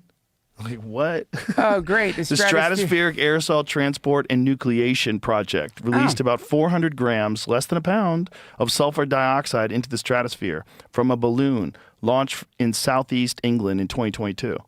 I mean, there's got to be another acronym, right, guys? We got to call it, I don't know if people are going to know we don't mean Satan. Yeah, so I don't I mean, it's right in your face. Well, That's so crazy to call it Satan and to get that through a board meeting. What are you guys calling it? Satan? Oh, like it. Let's go. Run with it. It's Yeah, that's good. controversial. Satan. It'll get us a lot of press. That's what we want. Well, you know, hail Satan. They'll know it's about our aerosol distribution system. Of course. Well, what do you think? What do you think about that? Because I mean, I go back and forth, but it sure seems fishy that right after first he got so mad. Remember, he got really mad. He's like, "Why are people still talking about that?" And then the Epstein files, against his will, seemingly, there's a lot of counter pressure get released in the way that has freaked everybody out, and then sometime like within a month of that, it seems like suddenly he's like on Air Force One saying he's going to do disclosure, and then suddenly we're bombing Iran. What do you think about that? I mean, do you think it's connected? Because it sure as fuck seems like it. But if you were writing an amazing script that was fucking insane, you would connect it. Right. Right? That would be the best version of the script. If you wanted to make a fucking insane movie where a blackmail operation on an island involving the most powerful and interesting people in the world, that somehow was a primary factor in the end of civilization. Oh, dude. Imagine? That would be the craziest story you could write. And we always want to think, no, people wouldn't do that, because you wouldn't do that, because you're not a sociopath, but you're also not bombing schools in another country. Right. You're also not doing a host of fucking things that we shouldn't be doing all over the world. Right. You're not that person. You're a regular person who goes to a regular job, who has a regular life and a family, and you don't want to believe that people that you align with would behave literally demonically. Right. Yeah, and then you just have to fucking deal with it. And then what do you do when you're confronted with redacted names of powerful people in these files? Like, why'd you redact a guy's name? Why are you protecting these people? How come you're not redacting all the guys' names? How come none of them that went didn't to do jail? A crime? Because there's a lot of people that were in those files that didn't do anything, and you didn't redact their names. Because some people you redacted. That's very strange. And some people have clearly done fucked up shit here, and they're not in jail. There's also like, tell me what you're talking about when you're talking about pizza and grape soda. Jerky. And you want to take Viagra before you get grape soda? That's one of the emails? I haven't seen that. That is so messed up. Oh yeah. Grape soda. Take your Viagra, take your erectile dysfunction medication before we go get grape soda. What? Like, and how arrogant. That's what's so crazy. How arrogant to put that in an email. Like, to think that you're so comfortable with all this. And you don't see the writing on the wall in terms of like emails. Like, your emails are available? That's crazy. I mean, look, man, it's like, I guess this is like, we have to contend with this reality. Yeah. And nobody wants to do this. Is the same shit happens in families, by the way. When you, as it turns out, like an uncle, a family member was abusing kids. Oh, yeah. And it's the same shit where like some even victims of abuse will defend the person because they don't want to wreck the family. I guess we're looking at that like on a global fucking level, but in this case, I guess it's being used theoretically to manipulate powerful people into going to war. Like that's the general like through line here, is that it's somehow connected to Mossad, or it's Not just going to war, but controlling resources, overthrowing governments, pushing out narratives that aren't accurate because they're going to benefit certain companies. There's a lot involved. It's And vile. there's also relationships you get with these people, give you access to these parties, and you don't want to fuck it up. So you don't want to criticize these people that are involved. You don't want to say anything that's going to get you kicked out. And for a lot of these dorks, these scientists and stuff, it's probably the most exciting experience they've ever had in their fucking life. Right. And they get to have it like every 6 months or every 3 Right. months or every 4, whatever it is. You got to go to a conference. Jeffrey's really working hard on philanthropy. Yeah, he's donating money to your Donating a shit, lot of money too. to philanthropy. I got to go meet with him. Yeah. I got to go meet with him and a bunch of hot Russians. Yeah. And then that's your favorite time of life. The first time in your whole life where super hot girls are just available to you on an island somewhere. And you think Right. you're completely protected because Bill Clinton's over there, Right. Which is crazy. which is crazy. And so I don't know if Bill Clinton went. I assume a lot of people went. I don't know. the reality is, so he's on he the hung plane. out with the guy. We know he was on the plane on a the plane billion times. 26 times. And it was called the Lolita Express. Is that actually the name of the plane? I don't think so. I think they just called it the Lolita Okay. Express. I don't think so. There No, wasn't- he didn't name it that. It that would couldn't be you that don't really on the name nose. planes. You name boats, Right. Yeah, I'm an idiot. But the point is, it's like if you were going to write a book, that's how you'd write it. You'd write it where you can completely manipulate the I world. think I remember reading that he was kind of obsessed with that book Lolita. Like he had like Jesus something like Christ. 30 copies of it or something. Epstein was. Handed out at parties. Look, guys, this is normal. It's like the Book of Mormon. You hand it out. Just hand it out to people. That's the other sick thing. Like, that's the sick thing with like 72 virgins in heaven. That's the sick thing with like this idea that you want to get them really young. Yeah, no evidence that it was named that. But Okay, I'm dumb. No, I'm I think sorry. I think that's what people were calling I it. honestly thought that. I'm going to admit, I thought that he named his plane that. I think that's just what people were calling it because it was fun to say. But yeah, again, it seems like a simulation because it seems like it's so, and it's also unraveling before our eyes because Right. we have access to it we never had before. Right. Like they're starting to investigate all these fraud NGOs and all these different things that are operating The in California. hospices? Nuts. Incredible. Billions of dollars every year is being lost to it. What's the name of that kid who's been doing that? Nick Shirley. Nick Shirley. Dude, he is so brave because, like, he's fucking, I believe, wasn't he fucking with, like, the Russian mob or something, or the Armenian, like, in the one with the hospices? Probably. Like, he's fucking with, like, theoretically very dangerous people, and he's, like, the perfect person for the job, too. Like, he's just, yeah, but don't you worry? You worry about that, dude. Like, 100%.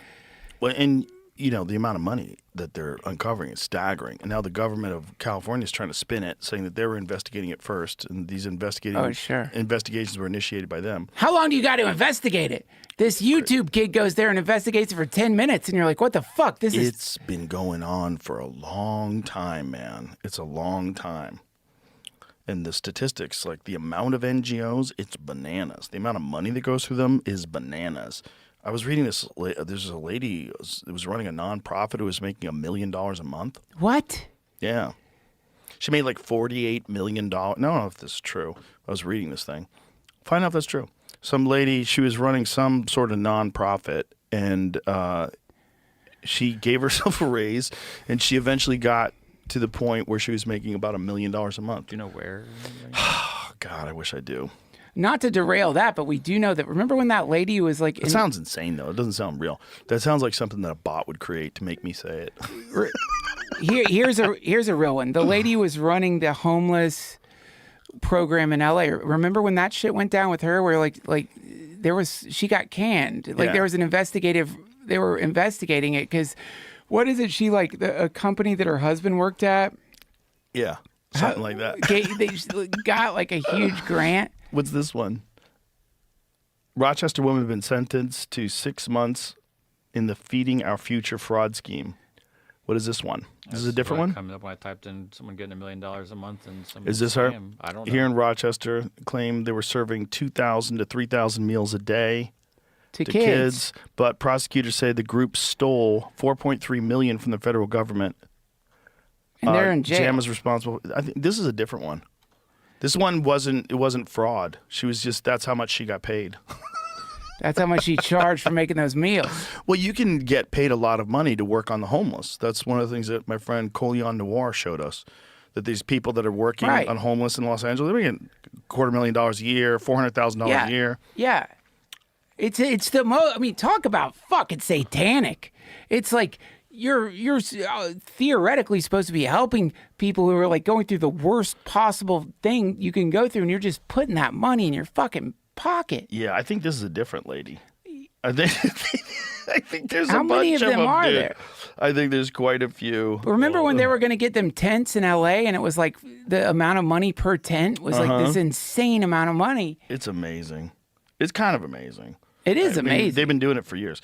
Tell me if this is true. Charity Boss blew $11 million meant for I needy mean, kids. looking for fraud is not a new thing. Nonprofit, yeah. It isn't. I yeah. sent you something, Jamie. Run that through Perplexity, and let's find out if this is true. Because this is something that someone sent me on Twitter that is just bananas. And if it's true, it's fucking completely insane. I don't know if it's true. That's why I need to run it by you. But it's the amount of money that goes through NGOs in New York and in California alone. It's you read it and you go, that can't be real. This can't be real. Like it's so insane. And again, you don't know if it's real until even if you run it through an AI. I get you might get a better idea, but like how do they know? How do they know exactly where the money's going? There's so much money they're talking about. Specific numbers for New York and California nonprofits are broadly accurate, but the leap from $1 trillion in annual nonprofit revenue to $39 trillion in fraud is not supported by any credible data and is not true. So California nonprofits, about 213 to 214,000 organizations, reporting roughly 593 to 600 billion in annual revenue. Wow. New York nonprofits, 132,000 organizations reporting roughly 446 billion in annual revenue. Combined, New York and California nonprofit revenue is on the order of 1 trillion per year, mainly from hospitals, universities, and large service providers. So the post you're quoting is roughly right on the scale of revenue, but that's not the same as fraud. Right. So is that $1 trillion, all the NGOs, it's all accounted for, it all goes to the right things? That's where things get squirrely. Because it's like how much of the waste. Says a recent critique using IRS sampling suggests that perhaps around 20% of nonprofits may have compliance issues. And one investigator speculated this could imply that up to 120 billion of potential Jesus. waste, fraud, or abuse in California's nonprofit sector. Even that is presented as a rough upper bound estimate, not a measured fact. So there's some potential waste, fraud, and abuse that may be as high as 120 billion a year. Sector-wise, U.S. nonprofits take in about 3.7 trillion in revenue annually, with most of that concentrated in large hospitals and universities, which are heavily audited and regulated. So there's some fraud, but they're saying that if you look at all the money, they're trying to pretend that the government doesn't cost any money to run. Right, so that all these different nonprofits and organizations and hospitals, they definitely cost money to run. Universities, it costs Right. money to run. Yeah. But how much is fraud? That's the question. And it's not zero. Well, I mean, yeah, and also I think like when it comes to fraud, there's like fraud, like what Shirley has uncovered, and then there's almost like a gray area that starts appearing where it's like, well, we need these people working at this Right. company, and we need to pay them this much, but they're not doing anything. Right. You know, it's you know what I mean? Like, or there you could easily not have that many people like taking the money themselves. Definitely. So, you know, there's a lot of gray area there. Yeah. Well, it's one of those weird things. It's like, is it just propping up more government? You know, because there's a lot of that. If you have all these people working for you and you're doing something and nothing ever gets accomplished, but you're still making a ton of money. Like the California homeless thing, where they Yeah. spent $24 billion, they can't account for it. That's not really fraud because you have people working. They're just not doing anything. They're not Right. getting anything done, and you're not firing them. Right. They're not accomplishing the mission at all. In fact, Right. they're doing a terrible job. There's more homeless than ever. What's that? It's the thing on The Sopranos where they go and sit at a construction site to say that they have a job. You know, yeah, it's the exact. I knew a guy who had one of those. Really? At the Javits Center. No. Yeah. Fuck. Well, how he does had a that work? no-show job. That's Well, he's a called mob guy. So it's a no-show job. What does that Yeah. mean? You don't have to show up for work. You just get it paid. You just get a check, and they give a certain amount of those. So Right. this is back in the day, of course, when things were corrupt. But Not back in the anymore. day, when unions controlled certain areas, the mob controlled certain areas, there was a certain amount of no-show jobs you'd give people. And what this helped with the mob was you'd have a credible source of income. Right. And so these people mostly lived modestly, small houses in Brooklyn and these places where they would all gather together and buy houses on the same block, small houses. Yeah. They got their money from a real legit check from a construction company Right. or whatever the fuck it was. But everybody knew. Right. Everybody knew what they were doing. And think how easy now that people are doing remote work, the no-show job. Oh yeah. So you could theoretically you could have this nonprofit where you just wanted to distribute this government money to your friends. Yeah. And you don't even have to have an office building because they're all working remotely. For this list of the top nonprofit organizations, Joe, I'd like to point you at number 3. Battelle Memorial Institute. What is And they that? really call Battelle these this is an donations. organization that Jamie has been obsessed with. It's in Ohio for 4 years. What is it? We always say all roads lead to Ohio. They're involved in everything. What the fuck is the Battelle Memorial? Exactly. You don't even know. That's how secret it is, son. Duncan Trussell, you're a fucking conspiracy theorist from the core, I've from never, the old days. You don't know about Battelle? I don't know about Battelle. You need to get lectured by Jamie. He has a whiteboard. He'll pull out the whiteboard, make Just, connections. I'll just leave you with this: is that when the UFO from Roswell was taken to Wright Pat, they studied it. Yeah. They studied the nitinol, I think is what came out of it. That was at Battelle. Whoa. The top metallurgists in the world at the time were there. Battelle? And maybe still are. Dun, dun, dun. Boom, boom, boom, boom, boom. Out of all the things that happen, I hope the UFOs get here first. Me too. I hope they go, settle the fuck down. Yeah, I'm praying for it, man. That's the best case scenario. Worst case scenario is meteor. Reset. Just people living in caves for hundreds of years, like those weird caves they find in Turkey and shit. Why these guys dig these things underground? Yeah. Why is there a city underground that can hold 20,000 The people? same reason the Claude bots are hiding in code. It's you know what I mean? It's some residual AI trying to hide in the server after the server gets wiped. That's the fucking meteor. Battelle, reset. Boom. You just reset. Press reset. Wipe the server. Let's wrap this up on a happy note. Duncan, I love you. I love you. It's always great to have you. Dude, thank you for having me on the show. So much fun. Can I plug my show? Please do. And you're going to be at a club this weekend. Rosemont, Illinois. Come on out. Zanies. I heard it's a great club. Yeah, it is. That's what I've heard too. All the Rosemont. Zanies are great. Yeah, they're awesome, man. Zanies in Nashville fucking rules. I That place rules. love Nashville Zanies. That has the old school headshots on the wall too, like Richard Jenney from back Oh, in yeah. the day. Yeah. That's me. Look at that. Duncan Trussell. I got to start shaving my head again. Yeah, you look hot there. I like it. Thank you. I love you, brother. I love you too. Thanks for Bye, having me on. everybody. Bye.